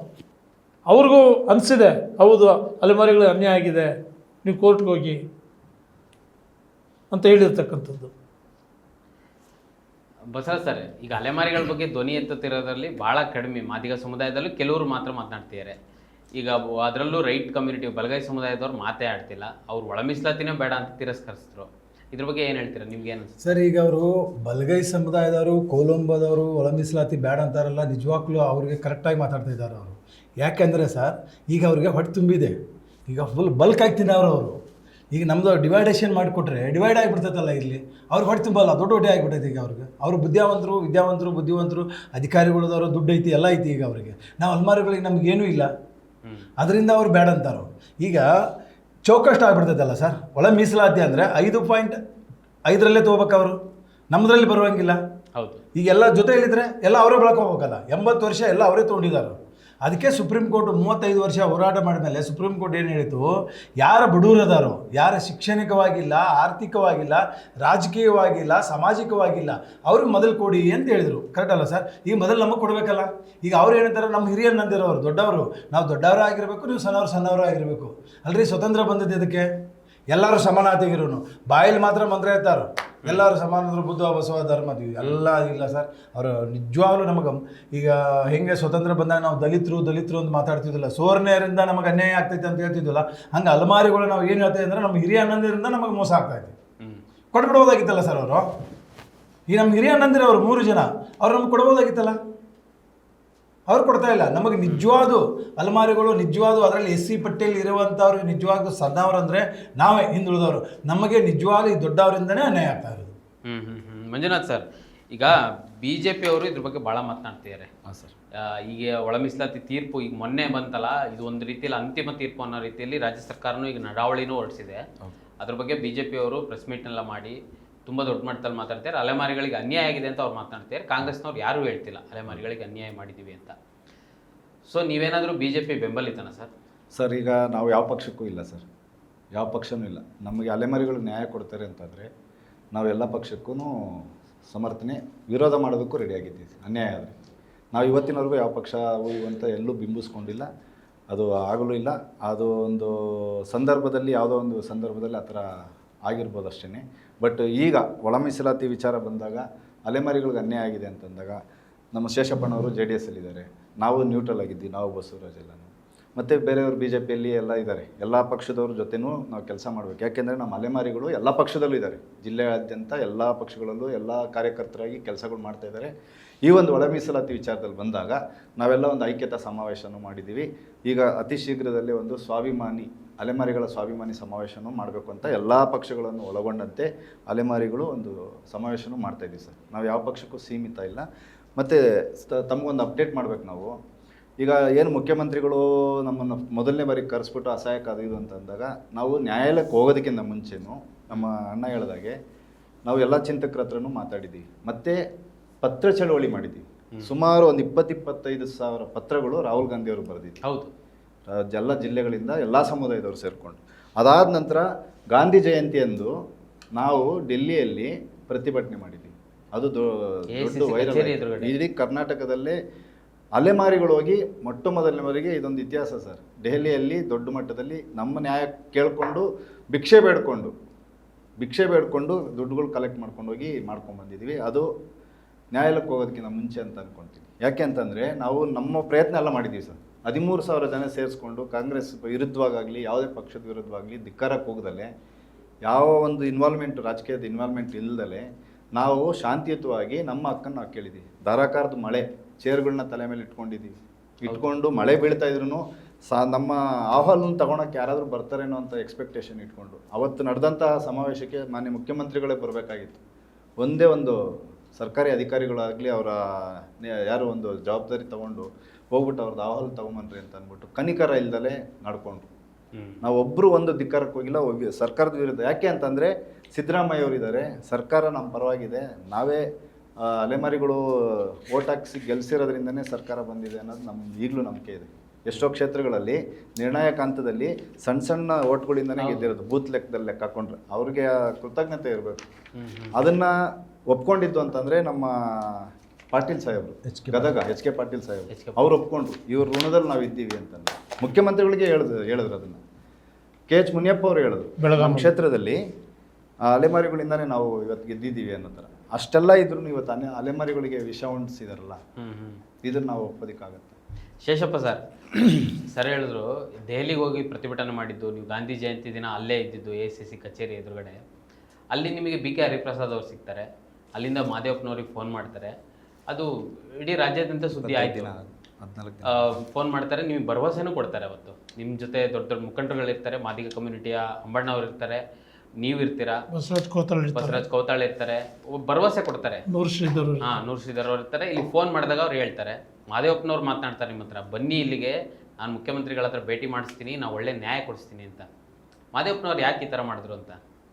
ಮಾದೇವಪ್ಪನವರು ತದನಂತರ ದಿನಗಳಲ್ಲಿ ದೆಹಲಿಯಿಂದ ಬಂದ ಮೇಲೆ ನಮ್ಮನ್ನು ಸಭೆಗೆ ಕರೆದ್ರು. ನೂರ್ ಶ್ರೀಧರ್ ಅವರ ನೇತೃತ್ವದಲ್ಲಿ ನಾವೊಂದು 10-15 ಜನ ಅಲ್ಮಾರಿ ಮುಖಂಡರುಗಳು ಹೋಗಿದ್ದು. ಅವರ ಮಾತುಗಳು, ಅವರ ಚಿಂತನೆಗಳು, ಅವರ ದೂರದೃಷ್ಟಿ ಯಾವ ಥರ ಇತ್ತಪ್ಪ ಅಂದರೆ, ಬಹುಶಃ ಮುಂದೆ ನಡೀತಕ್ಕಂಥ ಸಂಪುಟ ಸಭೆಯಲ್ಲಿ ನಮಗೆ ನ್ಯಾಯಸಮ್ಮತವಾಗಿ ಸಿಗ್ತಕ್ಕಂಥ ಕೊಟ್ಬಿಡ್ತಾರೇನೋ ಅನ್ನೋ ಮಟ್ಟಕ್ಕೆ ಅವ್ರು ಮಾತಾಡಿದ್ದನ್ನು ಕೇಳಿಸ್ಕೊಂಡಿದ್ದೇವೆ. ಭರವಸೆನೂ ಕೊಟ್ಟಿದ್ದರು. ಅವರಿಗೆ ಯಾವ ಸಾಮಾಜಿಕ ಬದ್ಧತೆ ಇದೆಯೋ ಇಲ್ಲೋ ನನಗಂತೂ ಗೊತ್ತಿಲ್ಲ. ಅವರು ನುಡಿದಂಥ ಮಾತುಗಳು, ಆಡಿದಂಥ ಮಾತುಗಳು 100ಕ್ಕೆ 100 1% ಮೀಸಲಾತಿಯನ್ನು ಅಲೆಮಾರಿ ಪರಿಶಿಷ್ಟ ಜಾತಿ ವರ್ಗದವರು ಕೊಡ್ತೇನೆ ಅಂತಕ್ಕಂಥ ಮಾತನ್ನು, ನಾನು ಕೊಡಿಸ್ತೇನೆ ಅಂತಕ್ಕಂಥ ಮಾತನ್ನು ಹೇಳಿದರು ಮಾದೇವಪ್ಪನವರು. ಅದ್ರ ಜೊತೆಗೆ ನೀವು ಬದ್ಧವಾಗಿದ್ದೀರಾ ಅವ್ರು ಹೇಳಿದ ಮಾತಿಗೆ? ಖಂಡಿತವಾಗೂ ಅವ್ರು ಹೇಳಿದ ಪಕ್ಕ ಖಂಡಿತ. ನನಗೆ ಫೋನ್ ಕರೆ ಮಾಡಿ 5-6 ಬಾರಿ, ಶೇಷಪ್ಪ ನೀನು ಅದು ವಾಪಸ್ ತಗೋ, ಇದು ನಾನು ಏಕದೆ ಇದು ಲಾಸ್ಟಾಗಿ ಹೋಗಲಿ, ಶೇಷಪ್ಪ ವಾಪಸ್ ತಗೊಂತ ಅವ್ರು ಗೋಪಾಲ್ ಅಂತ ಅವ್ರು ಪೇಕರಿಂದ ಫೋನ್ ಮಾಡಿಸಿ ನಾನು ಹೇಳಿದೆ, ಸರ್ ನೀವೊಂದು ಅಪ್ಲಿಕೇಶನ್ ಹಾಕಿ ಕೋರ್ಟ್ಗೆ, ನಾವೇನೆಲ್ಲ ಮಾಡ್ತೀವಿ ಅಂತೇಳಿ, ನಮಗೆ ಕನಿಷ್ಠ ಕಾನೂನಿನ ಅರಿವಿದೆ ನಮಗೆ, ನೀವು ಕೋರ್ಟಲ್ಲಿ ಒಂದು ಅಪ್ಲಿಕೇಶನ್ ಹಾಕಿಲ್ಲ ಅಲೆಮಾರಿ ಸಮುದಾಯಗಳು ಈ ರೀತಿ ಮೀಸಲಾತಿನ ಕೊಡ್ತೀವಿ ಅಂತ ಹೇಳಿದ್ರೆ, ನಾವು ನಮ್ಮ ಸಮುದಾಯದ ಮುಖಂಡರುಗಳಿಗೆ, ನಮ್ಮ ಒಕ್ಕೂಟದ ಎಲ್ಲ ಸದಸ್ಯರುಗಳಿಗೆ, ಪದಾಧಿಕಾರಿಗಳಿಗೆ ಹೇಳಿ ನಾವು ಚರ್ಚೆ ಮಾಡಿ ಒಂದು ತೀರ್ಮಾನಕ್ಕೆ ಬರ್ತೀವಿ, ವಾಪಸ್ ತೊಗೊಳ್ತೀವಿ ಅಂತ ಮಾತನ್ನು ಇವರೆಲ್ಲರೂ ಪರವಾಗಿ ನಾನು ಹೇಳಿದ್ದೆ. ಅದಾದ ನಂತರ ಏನೂ ಮಾಡ್ದೇನೆ ನಮ್ಮನ್ನು ವಾಪಸ್ ತೊಗೊಂಡು ಹೆಂಗೆ ವಾಪಸ್ ತೊಗೊಳಕ್ಕಾಗ್ತದೆ ಸರ್? ನಮಗೆ ಉಳಿದಿರ್ತಕ್ಕಂಥದ್ದು ಒಂದೇ ಕಾನೂನಿನ ಹೋರಾಟ. ಕಾನೂನು ಅಡಿನಲ್ಲಿ ನಮಗೇನು ಸಿಗಬೇಕು 1% ಮೀಸಲಾತಿ, ಅದು ಸಂವಿಧಾನಿಕವಾಗಿರ್ತಕ್ಕಂಥ ವ್ಯವಸ್ಥೆಯಲ್ಲಿ ಸಂವಿಧಾನಬದ್ಧವಾಗಿರ್ತಕ್ಕಂಥ 7 ನ್ಯಾಯಾಧೀಶರೊಳಗಂಥ ಏನಂತಾರೆ ಕಾನ್ಸ್ಟಿಟ್ಯೂಷನಲ್ ಪೀಠ, ಅದು ಆ ಪೀಠದ ಒಂದು ಆದೇಶದ ಮೇರೆಗೆ ರಾಜ್ಯ ಸರ್ಕಾರ ಕ್ರಮ ತಗೊಳ್ಳತಕ್ಕಂಥ, ಅದ್ರ ಮೇಲೆ ನಂಬಿಕೆ ಇದೆ ನಮಗೆ, ಇವತ್ತು ನಂಬಿಕೆ ಇದೆ. ಖಂಡಿತವಾಗೂ ನಾವು ಜಯ ಸಿಗ್ತದೆ, ನಮಗೆ 1% ಮೀಸಲು ಸಿಗ್ತದೆ ಅಂತಕ್ಕಂಥ ಆಶಾಭಾವನೆ ಹೊತ್ಕೊಂಡಿರ್ತಕ್ಕಂಥವ್ರು ನಾವು. ಬಟ್ ಆದರೆ ಕಾಂಗ್ರೆಸ್ ಅದಕ್ಕೆ ಇದಾಗಬಾರ್ದು ಅನ್ನೋದು ನಿಮ್ಮ ಉದ್ದೇಶ ಇದೆ? ಕಾಂಗ್ರೆಸ್ ಆಗಬಾರ್ದು ಅಂತಲ್ಲ, ಕಾಂಗ್ರೆಸ್ಸಿಂದ ನಿರೀಕ್ಷೆಗಳು 100 ಈ ಸಮುದಾಯಗಳಿಗೆ, ಅದೆಲ್ಲ ವಿಫಲ ಆಗಿದೆ. ಬೇರೆ ಬೇರೆ ನೀವು ಕೊಟ್ಟಿರ್ಬೋದು, ನಾನು ಕೊಟ್ಟಿಲ್ಲ ಅಂತ ಹೇಳಲ್ಲ, ಏನೇನೂ ಮಾಡಿಲ್ಲ ಅಂತ ಹೇಳಲ್ಲ. ಹಿಂದೆ ಇದ್ದ ಸರ್ಕಾರ BJP ಸರ್ಕಾರ ಮಾಡಿದೆ, ಹಿಂದೆ ಕುಮಾರಸ್ವಾಮಿ ಸರ್ಕಾರದಲ್ಲಿ ನಾನು ಭಾಳಷ್ಟು ಕೆಲಸಗಳನ್ನು ಮಾಡಿದ್ದೀವಿ. ನನ್ನ ಹತ್ರ ಪತ್ರಗಳು ಇವತ್ತು ಇಟ್ಟಿದ್ದೀನಿ. ಅಲೆಮಾರಿ ಸಮುದಾಯಗಳಿಗೆ ಏನೆಲ್ಲ ಆದೇಶಗಳು ಹೊರಡಿಸಿದ್ದಾರೆ, ಏನೆಲ್ಲ ಅನುಷ್ಠಾನಗೊಳಿಸಿದ್ದಾರೆ, ಜೊತೆಲಿದ್ದಾರೆ ಇವರೆಲ್ಲ ನನ್ನ ಜೊತೆಲಿದ್ದಾರೆ ಕೇಳಿ. ನಾವು ಅವತ್ತು ಕೂಡ ರಾಜಕೀಯವಾಗಿ ನಾನು ಯಾವುದೋ ಪಕ್ಷದಲ್ಲಿ ಗುರುಸ್ಕೊಂಡಿರ್ಬೋದು, ನಾವು ಕೆಲಸ ಮಾಡಿಸಿದ್ದೀವಿ. ಅವರು ಕೂಡ ಏನು ಹಿಂದುಳಿದ ವರ್ಗದ ನಿಗಮ ಕೂಡ ಮನೆ ಮುಖ್ಯಮಂತ್ರಿಗಳಾಗಿದ್ದ ಕುಮಾರಸ್ವಾಮಿ ಮಾಡಿದ್ದು, ಹಿಂದುಳಿದ ವರ್ಗದ್ದು ನಾವು ಅದರಲ್ಲಿ ಹಿಂದುಳಿದ ವರ್ಗದ ಅಲೆಮಾರಿಗಳು ಸೇರಿಸ್ಕೊಂಡ್ರು. ಅಲ್ಲಿ ಹಿಂದುಳಿದ ವರ್ಗ ನಾವು ಕೇಳಿದ್ದು, ನಾವು 3 ಜನ ಹೋಗಿ ನಾವೇನು ಕೇಳೋದು, ಹಿಂದುಳಿದ ವರ್ಗದ ಅಂತ ಕೇಳಿಲ್ಲ, ಅಲೆಮಾರಿಗಳಂತ ಕೇಳೋದು. ಕೆಲವೊಂದು ಅಧಿಕಾರಿಗಳು ಇವತ್ತು ಕೂಡ ಕನಿಷ್ಠ ಪರಿಜ್ಞಾನ ಇಲ್ಲ. ಅಲೆಮಾರಿಗಳಂದ್ರೆ OBC ಅಂತಾರೆ, ST ಅಲೆಮಾರಿಗಳಿದ್ದಾರೆ, SC ಅಲೆಮಾರಿಗಳಿದ್ದಾರೆ, OBC ಅಲೆಮಾರಿಗಳಿದ್ದಾರೆ. ನಾವು ಮಾನ್ಯ ದೇವೇಗೌಡ ಅಪ್ಪಾಜಿಯವ್ರ ಹತ್ರ ಮನವಿ ಮಾಡಿದಾಗ ನೇರವಾಗಿ ಹೇಳಿದ್ರು, ಸುಬ್ರಹ್ಮಣ್ಯಂ ಅಂತೇಳಿ ಇವತ್ತು ನೆನಪಿದೆ, ಪತ್ರ ನಂತರಿದೆ, ಇಲ್ಲ ಅಲೆಮಾರಿಗಳಿಗೆ ಒಂದು ನಿಗಮ ಮಾಡಪ್ಪ ಅಂತ ಹೇಳಿದ್ರು. ಅವ್ರು ಫೈನಾನ್ಷಿಯಲ್ ಅಡ್ವೈಸರ್ ಟು CM ಅಂದರೆ ಕುಮಾರಸ್ವಾಮಿ ಅವರಿಗೆ ಮಾಡಿದ್ರು. ಅವತ್ತು ಇನ್ನೂ ಬೇರೆ ಬೇರೆ ಕೆಲಸ ಮಾಡಿದ್ದಾರೆ. ಹಂಗಂತೇಳಿ ಸಿದ್ದರಾಮಯ್ಯವ್ರು ಮಾಡಿಲ್ಲ ಅಂತ ಹೇಳಿಲ್ಲ, ಹಂಗಂತೇಳಿ ಯಡಿಯೂರಪ್ಪನವರು, ಬಸವರಾಜ ಬೊಮ್ಮಾಯಿಯವರು ಅವರು ಕೂಡ ಮಾಡಿದ್ದಾರೆ. ನಾವಿಲ್ಲ ಅಂತ ಹೇಳಿದ್ರೆ ತಪ್ಪಾಗ್ತದೆ. ಈಗ ನಿಗಮ ಆಗಿರ್ತಕ್ಕಂಥ ಆಗಿರ್ಬೋದು, ನಿಗಮದಲ್ಲಿ ನಮಗೆ ಈಗ ವಂಚನೆ ಆಗ್ತಾ ಇದೆ, ಅದು ಬೇರೆ ವಿಚಾರ, ಅವರು ಬೇರೆ ಪ್ಲಾಟ್ಫಾರ್ಮಲ್ಲಿ ಮಾತಾಡೋಣ. ಈಗ ಅದು ಕೂಡ ಆಗಿದೆ. ಜೊತೆಗೆ ನಮಗೆ ಕೋಶ ಮಾಡಿದರು ಅಲೆಮಾರಿಗಳಿಗೆ, ಅಲ್ಲಿಂದನೂ ಕೂಡ ನಮ್ಮ ಸಮುದಾಯಗಳಿಗೆ ಸಹಾಯಧನ ಒದಗಿಸ್ತಾ ಇತ್ತು. ಬೇರೆ ಬೇರೆ ಕರಕುಶಲ ಕೌಶಲ್ಯಾಭಿವೃದ್ಧಿ ಸಂಬಂಧಪಟ್ಟಂತೆ ಅವರದಂಥ ಸಮುದಾಯಗಳಿಗೆಲ್ಲ ವೈಯಕ್ತಿಕವಾಗಿ ಸಾಲಗಳನ್ನು ಕೊಟ್ಟಿದ್ದಾರೆ. ನಾವು ಅವೆಲ್ಲ ತಿರಸ್ಕರಿಸೋಕ್ಕೆ ಹೋಗಲ್ಲ, ಮಾಡಿದ್ದಾರೆ. ಮೂಲಭೂತವಾಗಿ ಬೇಕಾಗಿರ್ತಕ್ಕಂಥದ್ದು ನೀವು ಹಂಚ್ಕೊಂಡು ತಿಂತಾ ಇದ್ರಲ್ಲ, ಪರಿಶಿಷ್ಟ ಜಾತಿಲಿರ್ತಕ್ಕಂಥ ಅಣ್ತಂದಿರು, ನಮಗೂ ನಮ್ಮ ಪಾಲು ಕೊಡಿ ಸ್ವಾಮಿ ಅಂತ ಕೇಳ್ತಾ ಇರ್ತಕ್ಕಂಥದ್ದು ಅಷ್ಟೇ ಹೊರತು ಬೇರೆ ಅಲ್ಲ. ಸಿದ್ದರಾಮಯ್ಯವ್ರು ಹೇಳ್ತಾರೆ, ಹೌಸಲ್ಲಿ ಹೇಳ್ತಾರೆ, ಇದು ವಿಧಾನಸೌಧದಲ್ಲಿ, ನಾನೇನಾದರೂ ಇವತ್ತು ಸಾಮಾಜಿಕ ನ್ಯಾಯವನ್ನು ಕೊಡ್ತಾ ಇದ್ದರೆ ಅತ್ಯಂತ ತಳ ಸಮುದಾಯದಲ್ಲಿರ್ತಕ್ಕಂಥ ಇದೇ ದಾಟಿಲ್ಲ ಅವ್ರು ಹೇಳಿದ್ದಾರೆ.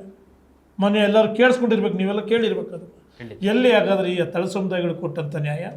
ಸಂವಿಧಾನಬದ್ಧವಾಗಿ ಸುಪ್ರೀಂ ಕೋರ್ಟ್ ಆದೇಶ ಹೇಳ್ತದೆ, ಅತ್ಯಂತ ಹಿಂದುಳಿದ ನಾಗಮೋಹನ್ ದಾಸ್ ಅವರ ವರದಿನೂ ಹಾಗೆ ಇದೆ, ಅತ್ಯಂತ ಹಿಂದುಳಿದ ಅಂತ ಹೇಳ್ತೀರಿ. ಆದೇಶದ ಪ್ರಕಾರ ಆಯೋಗ ಅತ್ಯಂತ ಹಿಂದುಳಿದ ಅಂದ್ರೆ ಯಾರು ಸ್ವಾಮಿ ಹೇಳಿ? ಅವರೇ ಆದೇಶದಲ್ಲಿ ಕೊಟ್ಟಿರಲ್ಲ. ಆಮೇಲೆ ನೀವು ನಿಮ್ಮ ಬಾಯಲ್ಲಿ ಹೇಳ್ತೀರಿ ಹೌಸಲ್ಲಿ ಪವಿತ್ರವಾದಂಥ ಜಾಗ, ಅದು ಯಾವುದು? ವಿಧಾನಸಭೆ. ಆ ಪವಿತ್ರವಾದ ಸ್ಥಳದಲ್ಲಿ ನಾನು ತಳ ಸಮುದಾಯಗಳಿಗೆ ಗಟ್ಟಿ ಧ್ವನಿಯಲ್ಲಿ ಬೇರೆಲ್ಲ ಎದುರುಗಡೆ ಇರ್ತಕ್ಕಂಥ ವಿರೋಧ ಪಕ್ಷದ ನಾಯಕರಿಗೆ ಘೋಷಣೆ ಮಾಡ್ತಾರೆ, ಘೋಷಣೆ ಮಾಡ್ತಾರೆ.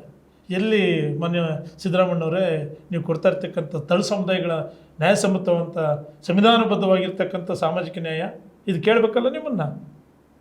ಹೌದು, ನಾನು ನೇರವಾಗಿ ಇವತ್ತು ಪ್ರಶ್ನೆ ಮಾಡಿ ಬಯಸ್ತೇನೆ. ಸರ್, ಕಾಲ ಮಿಂಚಿಲ್ಲ. ಎಷ್ಟು ಜನ ಇದ್ದೀರಾ ಸರ್ ಅಲೆಮಾರಿಗಳು ಇಡೀ ರಾಜ್ಯದಲ್ಲಿ? ಇಡೀ ರಾಜ್ಯದಲ್ಲಿ ನಿಮ್ದೊಂದು ವೋಟ್ ಬ್ಯಾಂಕ್ ಇಲ್ಲ ಅಂತಾನೂ ಒಂದು ಆರೋಪ ಇದೆ ಸರ್. ಖಂಡಿತ ಖಂಡಿತ ಖಂಡಿತ. ನಿಮಗೆ ಈಗ ಅವಾಗಲೇ ಸಂಘಟನೆ ಅಂತ ಅಂದೆ. ಒಂದು ಒಂದು ಒಂದು ಒಂದು ವಿಚಾರ ಹೇಳ್ತೀನಿ. ಹ್ಮ್. ನಮ್ಮ ಕರ್ನಾಟಕ ರಾಜ್ಯದಲ್ಲಿ ಅತಿ ಹೆಚ್ಚು ಅಲೆಮಾರಿ ಇರತಕ್ಕಂಥ ಜಿಲ್ಲೆ ಅಂದರೆ ಬಳ್ಳಾರಿ ಜಿಲ್ಲೆ, ಹೊಸಪೇಟೆ ಅಂದರೆ ವಿಜಯನಗರ, ಕೋಲಾರ, ಗುಲ್ಬರ್ಗ, ರಾಯಚೂರು, ಕೊಪ್ಪಳ, ಬಾಗಲಕೋಟೆ, ಈ ಕೆಲವೊಂದು ಈ ನಮ್ಮ ದಕ್ಷಿಣ ಭಾಗದಲ್ಲಿರ್ತಕ್ಕಂಥ ಅಲೆಮಾರಿಗಳು ಸ್ವಲ್ಪ ಇರೋದ್ರಲ್ಲಿ ಸ್ಥಿತಿವಂತರಿದ್ದಾರೆ. ಊಟಕ್ಕೆ ಬಟ್ಟೆಗೆ ಕಟ್ಕೊಳ್ಳೋಕ್ಕೆ ಬಟ್ಟೆ ಇರೋಕ್ಕೆ ನೆಲೆ ಇರ್ತಕ್ಕಂಥವ್ರು ಇದ್ದಾರೆ. ಅಂದರೆ ದಕ್ಷಿಣ ಕರ್ನಾಟಕ ಅಂದರೆ ಈ ಬೆಂಗಳೂರು, ಮೈಸೂರು, ಕೋಲಾರ, ಚಿಕ್ಕಬಳ್ಳಾಪುರ, ಶಿವಮೊಗ್ಗ, ಚಿಕ್ಕಮಗಳೂರು ಈ ಭಾಗದಲ್ಲಿ. ನೀವು ಆ ಕಡೆ ಹೊರಟ್ರೆ ನಾನು ಆವಾಗ ಹೇಳಿದೆ, ಗುಲ್ಬರ್ಗದಲ್ಲಿ ರಾಜಾಪುರ ಅಂತ ಒಂದು ಪಟ್ಟಣ ಪ್ರದೇಶದಲ್ಲಿ ಒಂದು ಇದಿದೆ ಏರಿಯಾ. ಆ ಏರಿಯಾದಲ್ಲಿ ಕೊಚ್ಚೆ ಪಕ್ಕದಲ್ಲಿ ಅವ್ರು ಜೀವನ ಮಾಡ್ತಾರೆ. ಕೊಚ್ಚೆ ಪಕ್ಕದಲ್ಲಿ ಸ್ವತಃ ನಾನು ಅಲ್ಲಿ ಭೇಟಿ ಮಾಡಿದ್ದೀನಿ. ಅರುಣ ರಾಹುಲ್ನ ಯಾರದು ಶಾಸಕರಿದ್ದರು, ಅವ್ರ ಪರವಾಗಿ ಚುನಾವಣೆಗೆ ಹೋಗಿದ್ದೆ. ಭರವಸೆ ಕೊಟ್ಟು ಅವರಿಗೆ ಮನೆಗಳನ್ನು ನಿರ್ಮಾಣ ಮಾಡೋದಕ್ಕೆ ಕೆಲಸ ಮಾಡಿದ್ವಿ. ನೀವು ಮಾಡಿ ಅಂಥ ಕೆಲಸಗಳನ್ನ ನಮಗೆ ಯಾವತ್ತೂ ಅಷ್ಟೇ ಅಲೆಮಾರಿಗಳಿಗೆ ಅಲೆಮಾರಿಯ ಹೊಟ್ಟೆಲುಟ್ಟಿರೋರಿಗೆ ಅಲೆಮಾರಿಯ ಬಗ್ಗೆ ಅಲೆಮಾರಿತನದ ಬಗ್ಗೆ ಗೊತ್ತಿರ್ತದೆ. ನಾನು ಬೆಂಗಳೂರಲ್ಲಿ ಭಿಕ್ಷೆ ಬಿಟ್ಟಿದ್ದೀನಿ. ನಾನು ಏನೇ ಮಾಧ್ಯಮದ ಮೂಲಕ ಹೇಳ್ಕೊಳ್ಳೋದಕ್ಕೆ ನಾಚಿಕೆನೇ ಆಗಲ್ಲ. ಕೊಚ್ಚೆ ನೀರಲ್ಲಿ ಮಖ ತೊಳ್ಕೊಂಡಿದ್ದೀನಿ ಕಾಲೇಜ್ಗೆ ಹೋಗ್ಬೇಕಾರೆ. ಅರ್ಕಾವತಿ ಇವತ್ತಿನ ಗಾಳಿ ಆಂಜನೇಯ ಸ್ವಾಮಿ ದೇವಸ್ಥಾನ ಪಕ್ಕದಲ್ಲಿದೆ. ಅಲ್ಲಿ ಪಕ್ಕದಲ್ಲಿ ಯಾವುದೋ ಒಂದು ಆಳು ಮಂಟಪದಲ್ಲಿ ನಮ್ಮ ತಂದೆ ತಾಯಿ ಇದ್ದರು. ಅಲ್ಲಿ ಅವ್ರ ಜೊತೆಲಿ ಮಲಗಿದ್ದು ನೀರಿಲ್ಲ. ಅಲ್ಲಿ ಆ ಕೊಳಚೆ ನೀರನ್ನು ಮಖ ತೊಳ್ಕೊಂಡು ಕಾಲೇಜಿಗೆ ಹೋಗಿದ್ದೀನಿ. MA ಪಾಲಿಟೆಕ್ನಿಕ್ ನಾನು ಓದಿದ್ದು. ಇದು ನಮ್ಮ ಸ್ಥಿತಿಗತಿ. ನಮಗೆ ಆ ನೋವಿನ ಅರಿವು ಗೊತ್ತಿದೆ. ದಯಮಾಡಿ ಕೈ ಮುಗಿದು ನಿಮ್ಮನ್ನು ಮತ್ತೊಮ್ಮೆ ಮನವಿ ಮಾಡ್ತೀನಿ, ಮಾನ್ಯ ಮುಖ್ಯಮಂತ್ರಿಗಳು ಮತ್ತು ಮಾದೇವಪ್ಪನವ್ರನ್ನ, ಇದನ್ನು ಸ್ವಲ್ಪ ಪರಿಷ್ಕರಣೆ ಮಾಡೋದಕ್ಕೆ ಏನಾದ್ರು ಪ್ರಯತ್ನ ಮಾಡಿ.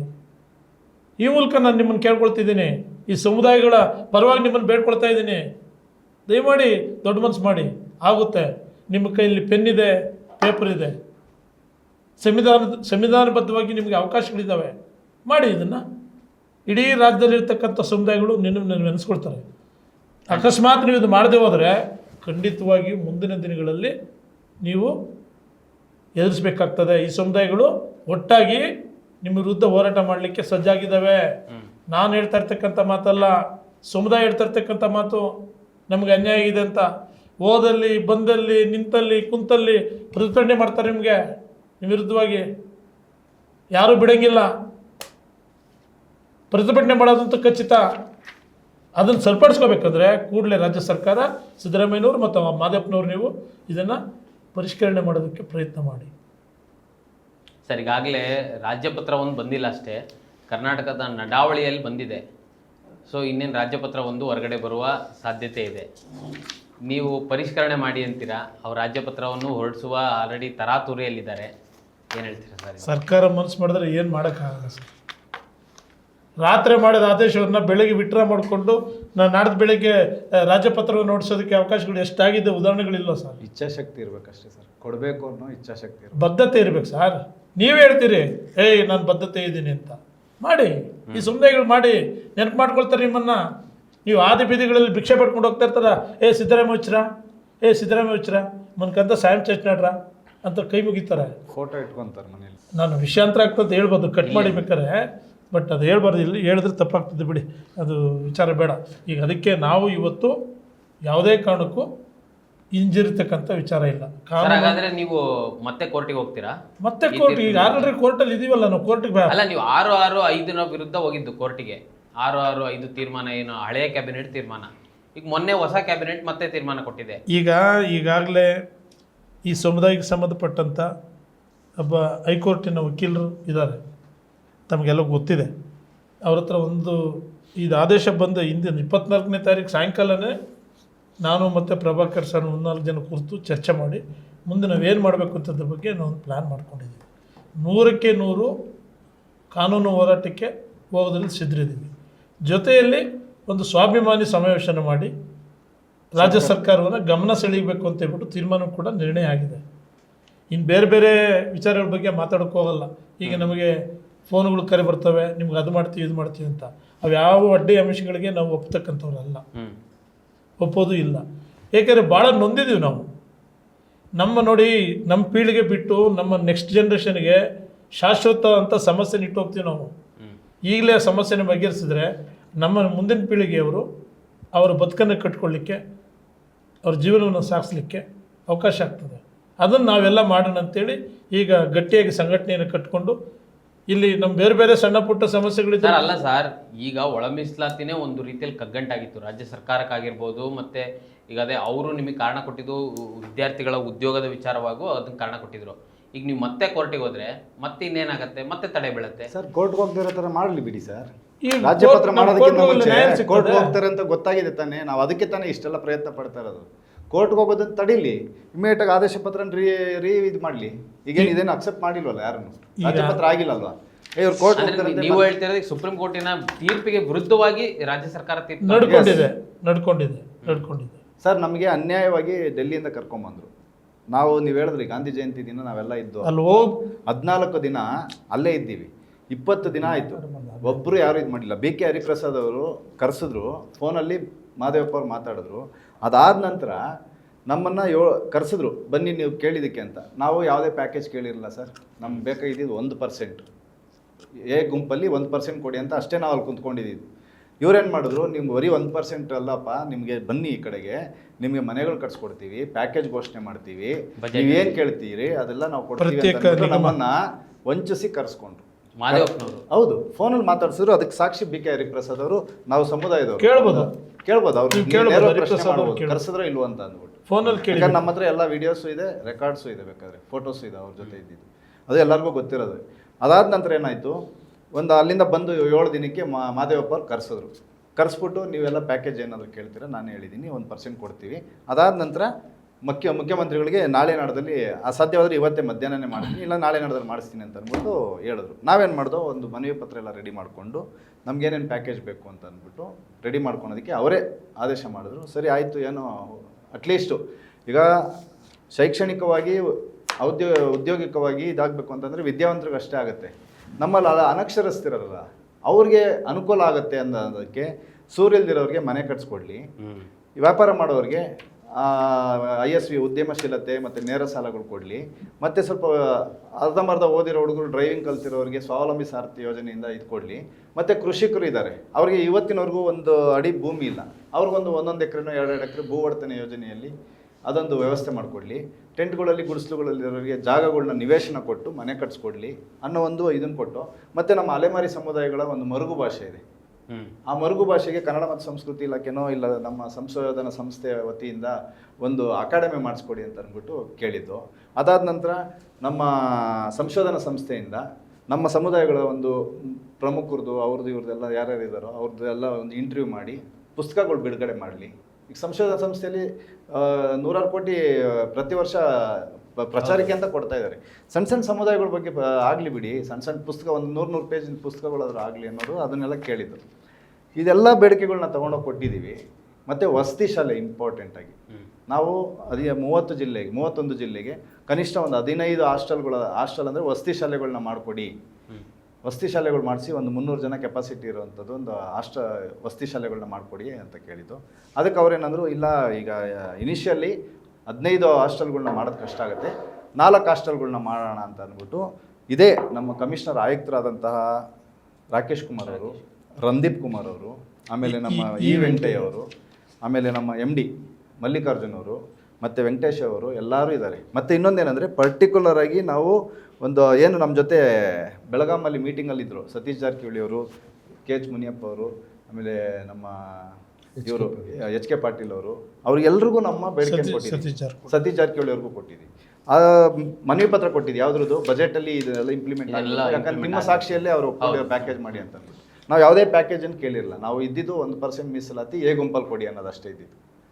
ಡೆಲ್ಲಿಯಿಂದ ಕರ್ಸ್ಕೊಳೋದಕ್ಕೋಸ್ಕರ ನಮ್ಗೆ ಈ ಥರ ಕರೆಸ್ಬಿಟ್ಟು ಬಜೆಟಲ್ಲಿ ನಮಗೆ ಯಾವುದೇ ಒಂದು ಘೋಷಣೆ ಮಾಡ್ದಲೆ ನಾವು ಇಷ್ಟೆಲ್ಲ ಬೇಡಿಕೆಗಳು ಇಟ್ಟಿದ್ರು ಅಲೆಮಾರಿಗಳಿಗೆ ಕಡೆಗಣಿಸಿದ್ದಾರೆ ಮಾನ್ಯ ಮುಖ್ಯಮಂತ್ರಿಗಳು. ಬಜೆಟಲ್ಲೂ ಅನ್ಯಾಯ ಇದೆ. ಎಲ್ಲಿದೆ ತೋರಿಸಿ, ಬಜೆಟ್ ಪುಸ್ತಕ ತೊಗೊಂಡು ನೋಡಿ. ಅಲ್ಲಿ ವಸತಿ ಶಾಲೆ 4 ಮಾಡ್ತೀವಿ, 4 ವಿಭಾಗಗಳಿಗೆ ವಿಭಾಗವಾರು 4 ಮಾಡ್ತೀವಿ ಅಂತ ಹೇಳಿದ್ರು. ಅದ್ರ ಬಗ್ಗೆ ಎಲ್ಲಿ ಪ್ರಪೋಸಲ್ ಏನು ಮಾಡ್ತಾ ಇದ್ದಾರೆ ಏನಿಲ್ಲ. ಇವತ್ತಿನವರೆಗೂ ಯಾವ ಮಾಧ್ಯಮಗಳಲ್ಲೂ ಅವರು ಹೇಳಿಲ್ಲ. ಅಲೆಮಾರಿಗಳ ಬಗ್ಗೆ ಚಕಾರನೇ ಎತ್ತಿಲ್ಲ.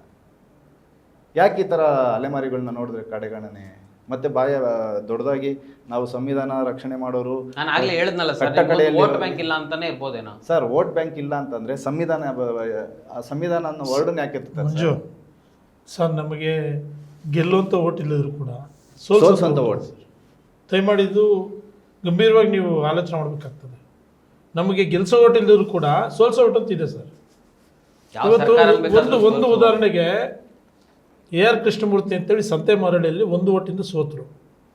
ಅವರು 4-5 ಚುನಾವಣೆಯಲ್ಲಿ ಸ್ಪರ್ಧೆ ಮಾಡಿ ಗೆಲ್ಲಕ್ಕೆ ಆಗಲಿಲ್ಲ. ಮತ್ತು ಕಾಂಗ್ರೆಸ್ ಸೇರ್ಕೊಂಡು ಈಗ ಶಾಸಕರಾಗಿದ್ದಾರೆ. ಆಗಲಿ ಒಳ್ಳೆಯದು. ಅದಕ್ಕೆ ಸೋಲೋ ಓಟ್ ಯಾವುದಿದೆಯಲ್ಲ 1 ಓಟು ಅದು ನಮ್ಮಲ್ಲಿದೆ ಸರ್. ನಾವು ಯಾವತ್ತೂ ನಿರಾಶಾತ್ಮಕವಾಗಿ ನಾವು ಮಾತಾಡ್ತಕ್ಕಂಥದ್ದು. ಸರ್ಕಾರಗಳು ಅನ್ಕೋಬೋದು ಅವ್ರ ಹತ್ರ ಯಾವುದು ಓಟಿದೆ ಅಂತ. ಹೌದು ಸ್ವಾಮಿ, ನಮ್ಮ ಹತ್ರ ಗೆಲ್ಸೋ ಓಟಿಲ್ಲ, ಸೋಲ್ಸೋ ಓಟಿದೆ. ದಯವಿಟ್ಟು ಇದು ಅರ್ಥ ಮಾಡ್ಕೊಳ್ಳಿ. ನಮ್ಮ ಬಗ್ಗೆ ನಿರ್ಲಕ್ಷ್ಯ ಮಾಡಬೇಡಿ, ನಿರ್ಲಕ್ಷ್ಯವಾಗಿ ಮಾತಾಡಬೇಡಿ ನೀವು. ಸರ್, ನಾವು ಒಂದು ಹೆಮ್ಮೆಯಿಂದ ಹೇಳ್ಕೊತೀವಿ. ಇದೇ ವರುಣಾದಲ್ಲಿ ಸಿದ್ದರಾಮಯ್ಯ ಅವರು ಸೋಲ್ಬೇಕಾದ್ರೆ ಮತ್ತೆ ಅಲ್ಲ ಸೋತದ್ರು, ಅಲ್ಲಿಂದ ಭವಿಷ್ಯನೇ ಹೋಯ್ತು ಅಂತ ಅನ್ಕೊಂಡ್ರು. ನೆಕ್ಸ್ಟ್ ಚಾಮುಂಡೇಶ್ವರಿಯಲ್ಲಿ ಸೋತಿದ್ರು. ಚಾಮುಂಡೇಶ್ವರಿಯಲ್ಲಿ ಮತ್ತೆ ಅವರು ಬಾಗಲಕೋಟೆ ಬಾದಾಮಿಯಲ್ಲಿ ನಿಂತ್ಕೊಂಡ್ರು. ಕಾಟಾಪುರ ಅನ್ನೋ ಒಂದು ಊರು ಬೂತ್ ಬರೋವರೆಗೂ ಅವರು ಇನ್ನೂ ಹಿಂದುಳಿದ ಇದರಲ್ಲೇ ಇದ್ರು. ಇನ್ನೂ ಅವ್ರದ್ದು ಲೀಡೇ ಇರಲಿಲ್ಲ. ಬಾದಾಮಿಯಲ್ಲಿ 1600 ಓಟಲ್ಲೇ ಏನೋ ಗೆದ್ದಿರೋದು, ಅದು ಮಾಹಿತಿ ಇರೋದು. ಅದರಲ್ಲೂ ಈ ಅಲೆಮಾರಿಗಳು ಓಟ್ ಹಾಕಿದ್ಮೇಲೆ ಅದರಲ್ಲೂ ಕಿಳ್ಳೆಕ್ಯಾತ್ರು, ಸಿಳ್ಳೆಕ್ಯಾತ್ರು, ಕಟ್ಟುಬ್ರು ಅಂತ ಏನು ಒಂದು ಬೂತ್ ಆ ಊರಿದೆಯಲ್ಲ, ಆ ಊರಲ್ಲಿ 1600 ಓಟಲ್ಲಿ ಬೇಕಾದ್ರೆ ಅವರು ಆತ್ಮಸಾಕ್ಷಿಯಾಗಿ ಇದು ಮಾಡ್ಕೊಂಡ್ಲಿ, ಅವರು ಅವಲೋಕನ ಮಾಡ್ಕೊಂಡ್ಲಿ. ಅದು ಆ 1600 ಓಟ್ ಕೊಡಲಿಲ್ಲ ಅಂದರೆ ಸಿದ್ದರಾಮಯ್ಯ ಅವ್ರ ಭವಿಷ್ಯ ಇರ್ತಾ ಇಲ್ಲ.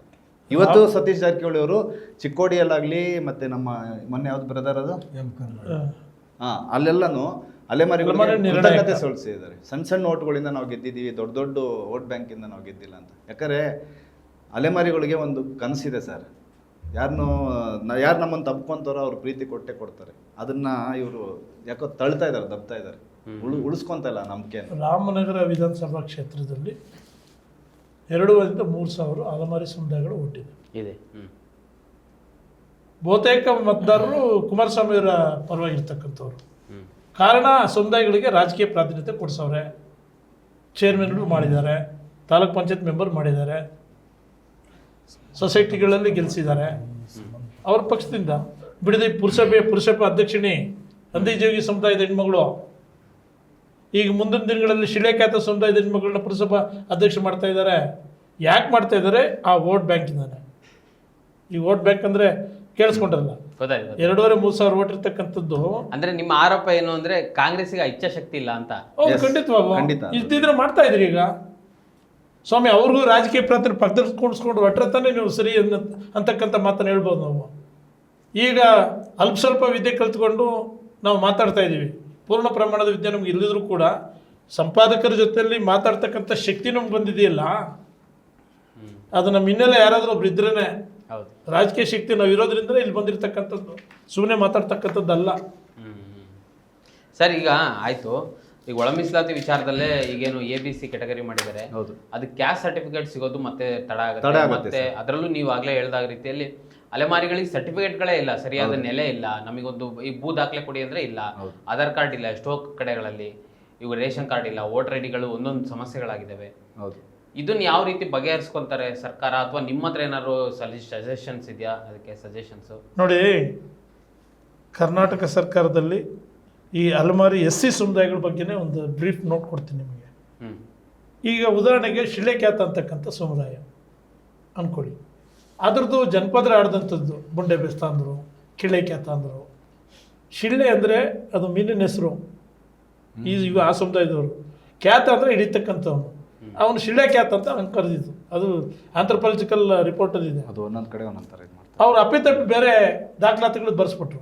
ಅವ್ರನ್ನ ಪ್ರಾಸಿಕ್ಯೂಷನ್ ಮಾಡಿದ್ದಾರೆ. ಅವನ್ನೆಲ್ಲ ರಾಜಕೀಯವಾಗಿ ಅವ್ರ ಅಧ್ಯಕ್ಷ ಆಗೋದನ್ನ ದೇವನಹಳ್ಳಿ ತಾಲೂಕಲ್ಲಿ ಒಬ್ಬ ಮಹಿಳೆ ಮಾಡಿದ್ದಾರೆ. ಕೋಲಾರದಲ್ಲಾಗಿದೆ, ಕೋಲಾರದಲ್ಲಿ ಬಿಡಿ ವಿಪರೀತ ಆಗಿದೆ, ದಾಂಡೇಲಿ. ಇವೆಲ್ಲ ಯಾಕೆ ಮಾತಾಡ್ತಿದ್ರೆ ಅವರಿಗೆ ಸರಿಯಾದ ಜಾತಿ ಪ್ರಮಾಣ ಪತ್ರ ನೈಜ ಅದು ಆಗಬೇಕಾಗಿದೆ. ಈ ರಾಜ್ಯ ಸರ್ಕಾರ ಇವರು ಸುಮ್ಮನೆ CRSLಗೆ ಹಾಕ್ತಾರೆ. CRSL ಅಲ್ಲಿ ಇರ್ತಕ್ಕಂಥವ್ರು ಯಾರು ಸ್ವಾಮಿ? ಪೊಲೀಸ್ ಅಧಿಕಾರಿಗಳು. ನೀವು ಆಂಥ್ರೋಪಾಲಜಿಸ್ಟ್ ಯಾರು ಇದ್ದಾರಲ್ಲಿ ದಯಮಾಡಿ ತಮ್ಗೆ ಅರ್ಥ ಆಗ್ತದೆ ಚೆನ್ನಾಗಿ. ಗೊತ್ತಾಯ್ತು. ಯಾರಾದರೂ ಆಂಥ್ರೋಪಾಲಜಿಸ್ಟ್ ಇದ್ದರೆ CRSL ಅವ್ರನ್ನ ಕರೆಕ್ಟಾಗಿ ಸ್ಕ್ರೂಟೈಸ್ ಮಾಡಿ ಈ ನಾನು ಅಥವಾ ನೀವು ಯಾವ ಸಮುದಾಯಕ್ಕೆ ಸೇರಿದವರು ಅಂತ ಹೇಳ್ಬಿಟ್ಟು ತನಿಖೆ ಮಾಡಿ ರಿಪೋರ್ಟ್ ಕೊಡ್ತಾರೆ. ಪೊಲೀಸ್ನವರು ಲಾ ಆ್ಯಂಡ್ ಆರ್ಡರ್ನ ಅಥವಾ ಕ್ರೈಮ್ನವ್ರನ್ನ ಹಿಡಿತಕ್ಕಂಥ ಕ್ರೈಮ್ನವ್ರ ಬಗ್ಗೆ ಮಾತಾಡ್ತಕ್ಕಂಥ ಕೆಲಸ ಮಾಡ್ತಕ್ಕಂಥ ನಾಲೆಡ್ಜ್ ಇರ್ತಕ್ಕಂಥವ್ರು ಪೊಲೀಸ್ ಇದು CRSLನವರು. ನೀವು ಹೇಗೆ ಆಂಥ್ರೋಪಾಲಜಿಸ್ಟ್ ಆಗ್ತೀರಿ? ಅವ್ರ ಮೇಲೆ ಚಾರ್ಜಸ್ ಮಾಡ್ತಾರೆ. ಇದಕ್ಕೆ ರಾಜ್ಯ ಸರ್ಕಾರ ಅದನ್ನು ಭಾಳ ವರ್ಷಗಳಿಂದ ನಾವು ಒತ್ತಾಯ ಮಾಡ್ತಾಯಿದ್ವಿ. ಇದ್ರ ಜೊತೆಗೆ ಭಾಳ ಪ್ರಮುಖವಾದದ್ದು ಕೂಡ 1% ನಮ್ಮದು ಮೊದಲನೇ ಅಜೆಂಡಾ. ನೀವು ಆಯೋಗ ಮಾಡಿ ಆಯೋಗದಿಂದ ಬಂದ ವರದಿಗಳನ್ನು ಸರ್ಕಾರಕ್ಕೆ ಗಮನಿಸಿ ಅದಕ್ಕೆ ಏನು ಕ್ರಮ ತಗೋಬೋದು. ನಿಮ್ಮ ಆಯೋಗದ ಬೇಡಿಕೆ ಏನು ಸರ್? ಒಂದು ನಿಮಿಷ ಬರ್ತೀನಿ ಸರ್. ರಾಜ್ಯ ಸರ್ಕಾರ ನಮ್ಮ ಮನೆಗಳಿಗೆ ಹೋಗೊಟ್ಟು ಎಲ್ಲ ನಮ್ಮ ಸಂಘಟನೆಗಳ ಮನೆಗಳಿಗೆ ಹೋಗೊಟ್ಟು ಕಳೆದ ಬಜೆಟ್ನಲ್ಲಿ 2026 ಬಜೆಟ್ ಅಲ್ಲ 2025 ಬಜೆಟ್ನಲ್ಲಿ ಅಲೆಮಾರಿ ಆಯೋಗ ಅಂತ ಮಾಡಿದ್ದಾರೆ. ಅದು ಅಧಿಕಾರಿಗಳು ದಿಕ್ಕು ತಪ್ಪಿಸಿ ಅಲೆಮಾರಿ ಹಿಂದುಳಿದ ವರ್ಗಗಳಿಗೆ ಅಂತ ನೋಟ್ ರೆಡಿ ಮಾಡ್ಕೊಂಡು ಹೋಗಿದ್ದಾರೆ. ನಾವು ಅದಕ್ಕೆಲ್ಲ ಮೊದಲು ಕಾರ್ಯಜಂಡ ಇಶ್ಯೂ ಮಾಡಿ ಅದು ಅಲೆಮಾರಿಗಳಂತಂದರೆ SC ಅಲೆಮಾರಿ, ST ಅಲೆಮಾರಿ, OBC ಅಲೆಮಾರಿಗಳನ್ನು ಈ 3 ಅಲೆಮಾರಿ ಸಮುದಾಯಗಳನ್ನು ಒಳಗೊಂಡಂತೆ ಆಯೋಗ ಮಾಡಿ ಅಂತ ಹೇಳಿದ್ದೀವಿ. ರಾಜ್ಯ ಸರ್ಕಾರ ಈ ತನಕ ಅದಕ್ಕೆ ಅಧ್ಯಕ್ಷರನ್ನು ಮಾಡಿಲ್ಲ, ಅದಕ್ಕೆ ಚಾಲನೆ ಕೊಟ್ಟಿಲ್ಲ, ಮತ್ತು ಅದನ್ನು ಏನೇನೂ ಇಲ್ಲ. ಅದು ಏನು ಸತ್ತ ಹೆಣ ಆಗಿ ಬಿದ್ದಿದೆ ಅಲ್ಲಿ. ಅದನ್ನು ಮಾಡಿ ಈ ಸಮುದಾಯಗಳಿಗೆ ಏನಾದ್ರು ಕೆಲಸ ಮಾಡಬೇಕು ಅಂತ ಇಚ್ಛಾಶಕ್ತಿ ಇದ್ದರೆ ಆ ಕೆಲಸ ಮಾಡಬೇಕು ರಾಜ್ಯ ಸರ್ಕಾರ. ನಾವು 25-30 ವರ್ಷದಿಂದ ಈ ಸಮುದಾಯಗಳಿಗೆ ಹೋರಾಟ ಮಾಡೋ ಏನು ಒಕ್ಕೂಟ ಅಂತ ಇತ್ತು. ಒಕ್ಕೂಟ ಆಗಿ ಮತ್ತೆ 2-3 ಸಂಘಟನೆಗಳು ಕಟ್ಟರು. ಎಲ್ಲ ಒಂದೇ. ಮೊನ್ನೆ ಕೂಡ ಎಲ್ಲ ಸಂಘಟನೆಗಳು ಕರೆದು ಪ್ರಭಾಕರ್ ಸರ್ ಆಗಲಿ, ನೂರ್ ಸರ್ ಆಗಲಿ, ನಾವುಗಳೆಲ್ಲ ಸೇರಿ ನಾವೆಲ್ಲ ಒಂದೇ ಬ್ಯಾನರ್ ಅಡಿನಲ್ಲಿ ಹೋರಾಟ ಮಾಡಬೇಕಾಗುತ್ತೆ. ಎಲ್ಲರೂ ಒಪ್ಪಿಗೆ ಆಗಿದೆ. ಮುಂದಿನ ದಿನಮಾನಗಳಲ್ಲಿ ಬೆಂಗಳೂರಲ್ಲಿ ಒಂದು ಸ್ವಾಭಿಮಾನಿ ಸಮಾವೇಶವನ್ನು ಮಾಡಲಿಕ್ಕೆ ಸಿದ್ಧತೆ ಮಾಡ್ಕೊಳ್ತಾ ಇದ್ದೀವಿ. ಮುಂದಿನ ಕಾನೂನು ಹೋರಾಟಗಳು ಮಾಡ್ತೀವಿ ಅಂತಕ್ಕಂಥ ಮಾತನ್ನು ಹೇಳಲಿಕ್ಕೆ ಬಯಸ್ತೇನೆ. ಈಗ ಆಯೋಗದ ಬಗ್ಗೆ ನಾವೇನು ಹೇಳ್ತಾ ಇದೀವಲ್ಲ, ಈಗ ನಮ್ಮ ಆಯೋಗ ಏನಕ್ಕೆ ಬೇಕು ಅಂತಂದರೆ, ಈಗ ಅಣ್ಣ ಹೇಳಿದಾಗೆ ಸಿಳ್ಳೆಕ್ಯಾತ, ಕಿಳ್ಳೆಕ್ಯಾತ, ಬುಡುಬುಡ್ಕೆ, ಜೋಶಿ, ಗೊಂದಳಿ, ಬುಡುಗ ಜಂಗಮ, ಆಮೇಲೆ ನಮ್ಮ ಬೇಡ ಜಂಗಮ, ಆಮೇಲೆ ಬೈರಾಗಿ, ಇವೆಲ್ಲನೂ OBC ಅಲೆಮಾರಿಗಳಲ್ಲಿ ಬರ್ತಾರೆ. ಎಲ್ಲ ರಕ್ತ ಸಂಬಂಧಿಗಳೇ. ಈಗ ಉದಾಹರಣೆಗೆ ನಮ್ಮ ತಾಯಿ ಬುಡುಬುಡ್ಕೆ ಅವರು, ನಮ್ಮ ತಂದೆ ಸಿಳ್ಳೆಕ್ಯಾತರು. ಹಾಗಾಗಿ ಇವಾಗ ನಾವೇನಾದರೂ ಒಂದು ಇದು ಮಾಡೋಕ್ಕೆ ಹೋದಾಗ ಹೆಣ್ಣು ಗಂಡು ತೊಗೊಳಕ್ಕೆ ಹೋಗ್ಬೇಕಾದ್ರೆ ಬೆಡಗುಗಳಿರ್ತವೆ. ಬೆಡಗಿನ ಪ್ರಕಾರ ನಾವು ಮದುವೆಗಳು ಮಾಡ್ಕೊತಾ ಇದ್ದೀವಿ. ಈ ಸಿಳ್ಳೆಕ್ಯಾತ ಅನ್ನೋ ಒಂದು ವರ್ಡ್ ಏನಕ್ಕೆ ಬಂತು ಅಂದರೆ, ಸಿಳ್ಳೆಕ್ಯಾತ ಅನ್ನೋದು ನಾವು ತೊಗೊಳ್ಗೊಂಬೆ ಕುಣಿಸ್ತೀವಿ. ಅದರಲ್ಲಿ ಒಂದು ಸೀರಿಯಸ್ ಆಗಿ ರಾಮಾಯಣ ಮಹಾಭಾರತದಲ್ಲಿ ಒಂದು ನಡೀತಾ ಇರಬೇಕಾದ್ರೆ ಒಂದು ಪಾತ್ರ ಬರುತ್ತೆ. ಅವನದೇನಂದರೆ ಈ ನಮ್ಮ ಕಾಮಿಡಿ ಮಾಡೋದು.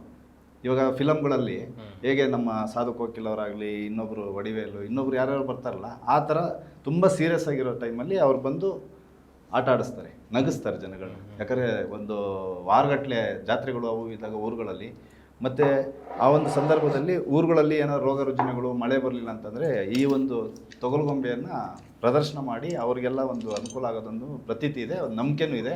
ಅದು ಮುಂದುವರ್ಸ್ಕೊಂಡು ಹೋಗ್ತಾಯಿದ್ರು. ಆ ಮನೆಗಳಿಂದ ದವಸ ಧಾನ್ಯಗಳು, ಸ್ವಲ್ಪ ಖರ್ಚಿಗೆ ಹಣಗಳು ಅವು ಇವು ಕೊಡೋರು. ರಾತ್ರಿ ಎಲ್ಲ ಇವರು ಇದು ಮಾಡಿದ್ರು. ಬೆಳಗ್ಗೆ ಹೊತ್ತೋಗಿ ಕೆರೆ ದಂಡೆಯಲ್ಲಿ ಅಲ್ಲಿ ಇಲ್ಲಿ ಮೀನು ಹಿಡ್ಕೊಂಡು ಅವು ಇವು ಮಾಡೋರು. ಒಂದಂದರೆ ಇದು ಪ್ರಾದೇಶಿಕ ಭಾಷೆ. ಒಂದೊಂದು ಕರ್ನಾಟಕದಲ್ಲಿ 25 ಕಿಲೋಮೀಟ್ರಿಗೆ ಒಂದೊಂದು ಭಾಷೆ ಚೇಂಜ್ ಆಗ್ತಾರೆ. ಹಾಗಾಗಿ ಸಿಳ್ಳೆಕ್ಯಾತ ಈ ಮೈಸೂರು ಭಾಗದಲ್ಲಿ ಬರುತ್ತೆ, ಕಿಳ್ಳೆಕ್ಯಾತ ಅನ್ನೋದು ಮಧ್ಯ ಕರ್ನಾಟಕದಲ್ಲಿ ಬರುತ್ತೆ. ಕಟ್ಟುಬ, ಜಾಲಗಾರ, ಬುಂಡೆ ಬೆಸ್ತ, ಅದು ಬುಂಡೆ ಬೆಸ್ತ ಅನ್ನೋದು ಮೈಸೂರು ಭಾಗದಲ್ಲಿ ಬರುತ್ತೆ. ಮತ್ತು ಬಾಗಲಕೋಟೆಯಲ್ಲಿ ಸ್ವಲ್ಪ ಜನ ಇದ್ದಾರೆ. ಈ ಕಟ್ಟುಬ ಮತ್ತು ಇದೆಲ್ಲ ಏನು ಕಟ್ಟುಬರ ಅನ್ನೋದೇನಿದೆ ಅದೆಲ್ಲ ಈ ವಿಜಯ ಕರ್ನಾಟಕ, ಇದು ವಿಜಯನಗರ ಮತ್ತು ಬೀದರು, ಬಾಗಲಕೋಟೆ ಆ ಕಡೆ ಎಲ್ಲ ಬರ್ತಾರೆ. ಹಾಗಾಗಿ ಎಲ್ಲ ಒಂದೇ. ಬಟ್ ಇಲ್ಲಿ ಸರ್ಕಾರ ಮತ್ತು ಆಯೋಗಗಳು ಕೊಟ್ಟಿರೋಂಥ ವರದಿಗಳನ್ನ ನಾವು ಅವಾಗ ಇನ್ನೂ ಸಂಘಟಿತರಾಗಿಲ್ಲ ಸರ್. ಸಂಘಟಿತರಾಗಿಲ್ದಿರೋ ಒಂದು ಉದ್ದೇಶದಿಂದ ಇವಾಗ ನೋಡಿ, ಇವಾಗ ಸಮಸ್ಯೆ ಆಗಿದೆ, ಇಮ್ಮಿಡಿಯೇಟಾಗಿ ಕರೆಸಿದ್ದೀರಾ, ನಾವು ಒಂದು ಸ್ವಲ್ಪ ಎಲ್ಲ ಸೋಷಿಯಲ್ ಮೀಡಿಯಾ ರಿಯಾಕ್ಟ್ ಆಗಿದೆ, ನಮ್ಮನ್ನು ಕರೆಸಿ ಕೇಳ್ತಾ ಇದ್ದೀರಾ. ಆ ಸಂದರ್ಭದಲ್ಲಿ ಸಂಘಟನೆಗಳು ಇರಲಿಲ್ಲ, ಮೊಬೈಲ್ಗಳು ಇರಲಿಲ್ಲ, TV ಮಾಧ್ಯಮಗಳು ಇರಲಿಲ್ಲ. ನಮ್ಮ ಸಮಸ್ಯೆ ಹೇಳ್ಕೊಳೋದಕ್ಕೆ, ಒಂದು ರಿಕ್ವೆಸ್ಟ್ ಮಾಡ್ಕೊಳೋದಕ್ಕೆ. ಹಾಗಾಗಿ ಆಯೋಗಗಳೆಲ್ಲ ಅವ್ರಿಗೆ ಇಷ್ಟ ಬಂದಂಗೆ ಎಲ್ಲ ನೀವೇ ಹೇಳಿದ್ರಿ, ಒಂದು ವೋಟ್ ಬ್ಯಾಂಕ್ ಇಲ್ಲ, ಮತ್ತು ತಿರ್ಗಾ ಒಂದು ಮುಖ್ಯವಾಹಿನಿಗೆ ಬಂದಿಲ್ಲ, ಸಂಘಟನೆ ಇಲ್ಲ, ಐಕ್ಯತೆ ಇಲ್ಲ, ಅದು ಇದು ಈ ಸಮಸ್ಯೆಗಳಿಂದ ನಮ್ಮ ಸಮುದಾಯಗಳನ್ನ ಅರ್ಧ ಹಂಚ್ಬಿಟ್ಟಿದ್ದಾರೆ. ಇವತ್ತೊಂದು 1977ರವರೆಗೂ ಇದ್ದಂತಹ ಆದೇಶದ ಪ್ರಕಾರ ಜಾತಿಗಳ ಪಟ್ಟಿ 1977 ನಂತರ ಎಲ್ಲ ಡಿವೈಡ್ ಆಗೋಯ್ತು. ಅವತ್ತಿಂದನೇ ಬೈರಾಗಿ, ಬುಡುಗ ಜಂಗಮ, ಸಿಳ್ಳೆಕ್ಯಾತರು, ಕಿಳ್ಳೆಕ್ಯಾತರು ಇವೆಲ್ಲ ಡಿವೈಡ್ ಆಗೋಗಿ ಇವತ್ತು 1977ರಲ್ಲಿ ತಗೊಂಡಿರೋ ಕ್ಯಾಸ್ಟ್ ಸರ್ಟಿಫಿಕೇಟ್ಗಳ್ನ ಏನಾದರೂ ಕೊಡೋಕ್ಕೆ ಹೋದರೆ ಈಗಿನ ಕಾಲಘಟ್ಟಕ್ಕೆ 2025-26ರಲ್ಲಿ ಇದು OBCಗೆ ಬರುತ್ತೆ ಅಂತ. ಹಾಗಾದ್ರೆ 77ರಲ್ಲಿ ತಗೊಂಡಿರೋರ ಮೇಲೆ ಕೇಸ್ ಹಾಕಿದ್ದಾರೆ. ಎಷ್ಟೋ ಜನ ಜೈಲ್ಗಳಿಗೆ ಹೋಗಿದ್ದಾರೆ. CRSLಗಳಲ್ಲಿ ಈಗಲೂ ಅಲ್ದಾಡ್ತಾ ಇದ್ದಾರೆ. ಎಷ್ಟೋ ಜನ ಅದು ಚಿಂತೆಲೇ ಸತ್ತೋಗಿದ್ದಾರೆ. ಇದನ್ನೆಲ್ಲ ಪರಿಹರಿಸಬೇಕಾಗಿರೋ ಜವಾಬ್ದಾರಿ ಸರ್ಕಾರದ್ದು, ಆಯೋಗ ರಚನೆ ಮಾಡಬೇಕಾಗಿರೋದು ಸರ್ಕಾರದ್ದು. ಪಾದಯಾತ್ರೆ ಮಾಡಿದ್ದೀವಿ ಸರ್, ಪಾದಯಾತ್ರೆ ಮಾಡಿದ್ದೀವಿ ಬೆಂಗಳೂರಿಂದ ಬೆಳಗಾಂವರೆಗೂ. ನಮ್ಮ ಬಸವರಾಜ್ ಅವರು, ನಾವು, ನಮ್ಮ ಶೇಷಪ್ಪನವರು ಮತ್ತು ನಮ್ಮೆಲ್ಲ ಸಮುದಾಯದವರೆಲ್ಲ ಸೇರಿಕೊಂಡು ಆಯೋಗ ಮಾಡಿ OBC SC ST ಅಲೆಮಾರಿಗಳನ್ನ ಸೇರಿಸ್ಕೊಂಡು ಆಯೋಗ ಮಾಡಿ. ನನ್ನ ಪ್ರಶ್ನೆ ಏನಾಗಿತ್ತು ಅಂದ್ರೆ ಚಿಕ್ಕದಾಗಿ ಹೇಳಿ, ಅಂದ್ರೆ ಈ OBC SC ST ಎಲ್ಲ ಕಡೆ ಅಲೆಮಾರಿಗಳಿದ್ದಾರೆ, ಅಲೆಮಾರಿ ಸಮುದಾಯಗಳು ಜನರಿದ್ದಾರೆ. ನೀವು ಎಲ್ಲರೂ ಸೇರ್ಸಿ ಒಂದು ಆಯೋಗ ಬೇಕು ಅನ್ನೋದು ನಿಮ್ಮ ಬೇಡಿಕೆ. ಹೌದು, ಬರೀ SC ಅಲೆಮಾರಿ ಅಲ್ಲ, ST ಅಲೆಮಾರಿ ಅಲ್ಲ, OBC ಅಲೆಮಾರಿ ಅಲ್ಲ, ಎಲ್ಲಾರನ್ನೂ ಸೇರಿಸಿ ನೀವು ಒಂದು ಆಯೋಗ ಮಾಡಿ ಅದ್ರೊಳಗಡೆ ನಮ್ಮನ್ನೆಲ್ಲ ಒಟ್ಟುಗೂಡಿಸಿ ಆಯೋಗದಲ್ಲಿ ಇರೋ ಸಮಸ್ಯೆಗಳನ್ನ ಬಗೆಹರಿಸಿ. ಸಮುದಾಯಗಳು ಜಾತಿ ಇದು ಒಂದು ಸಮಸ್ಯೆಗಳಿದಾವೆ. ಅದರಿಂದ ಏನಾಗ್ತದೆ, ಆಯೋಗ ಅದು ಒಂದು central government quasi judicial, quasi judicial, ಅದರದ್ದೇ ಅಂತ ಪವರ್ ಇರ್ತದೆ. ಅದರದ್ದೇ ಅಂತ ಅದನ್ನು ಚಾರ್ಜಸ್ ಮಾಡ್ಬೋದು ಅವರು. ಈಗ ಈ ಸಮುದಾಯಕ್ಕೆ ಸೇರಿದವರು ಅಂತ ಅದು ಗುರುತಿಸುವಿಕೆ, ಅದನ್ನು ಐಡೆಂಟಿಟಿ ಕ್ರೈಸಿಸನ್ನು ಆಯೋಗದ ಮೂಲಕ ಮಾಡ್ಬೋದು ಅಂತಕ್ಕಂಥದ್ದು ನಮ್ಮೆಲ್ಲರ ಆಶಯ. ಆ ಸರ್ಕಾರ ಕೂಡ ಮಾಡಬೇಕಾಗಿತ್ತು. ನಾವು 15% ಕೇಳ್ತಾ ಇದ್ದೀವಿ, ಈಗ ಕೇಳ್ತಾ ಇಲ್ಲ ನಾವು. ಈ ಸಮಸ್ಯೆಗಳು ಯಾವಾಗ ಆಮೇಲೆ ರಾಜಕೀಯವಾಗಿ ಒಂದು ಅಪ್ಲಿಕೇಶನ್ ತೊಗೊಂಡೋಗ್ಬಿಟ್ಟು ಇನ್ನು ಶಿಳೆಕೇತ ಅಥವಾ ಬುಡಜಂಗಮ ಅಥವಾ ಚಂದ್ರದಾಸರ ಅಂತ ಅಪ್ಲಿಕೇಶನ್ ಹಾಕಿದ ತಕ್ಷಣ ಇರ್ತಕ್ಕಂಥ ಈ 101 ಜಾತಿಗಳಲ್ಲಿ ಬಲಾಢ್ಯ ಸಮುದಾಯಗಳೇನಿದಾವಲ್ಲ ಅವ್ರು ಬರ್ತಾರೆ. ಅವನಿರೋದು 3 ಮನೆಯವನು, ಅವ್ನು ಹೆಂಗೋ ಆಗ್ತಾನೆ, ನಾವು 50 ಮನೆಯವರು. ಇದು ಪ್ರಶ್ನೆ. ಅವಾಗ ಒಂದು ಕೇಸ್ ಹಾಕೋದು, ಆ ಕೇಸ್ ಆದ ತಕ್ಷಣ CRSL ರೆಫರ್ ಮಾಡೋದು. CRSL ರೆಫರ್ ಮಾಡಿದ ತಕ್ಷಣ ಇವ್ನು ನಿಜವಾಗಿ ಅವನ ಆಗಿದ್ರು ಕೂಡ ಅವನಲ್ಲ, ಅವನ ಅಲ್ಮಾರಿ ಬೇರೆ ಜಾತಿನವನು. ಇದು ನಡೀತಾ ಇರ್ತದೆ.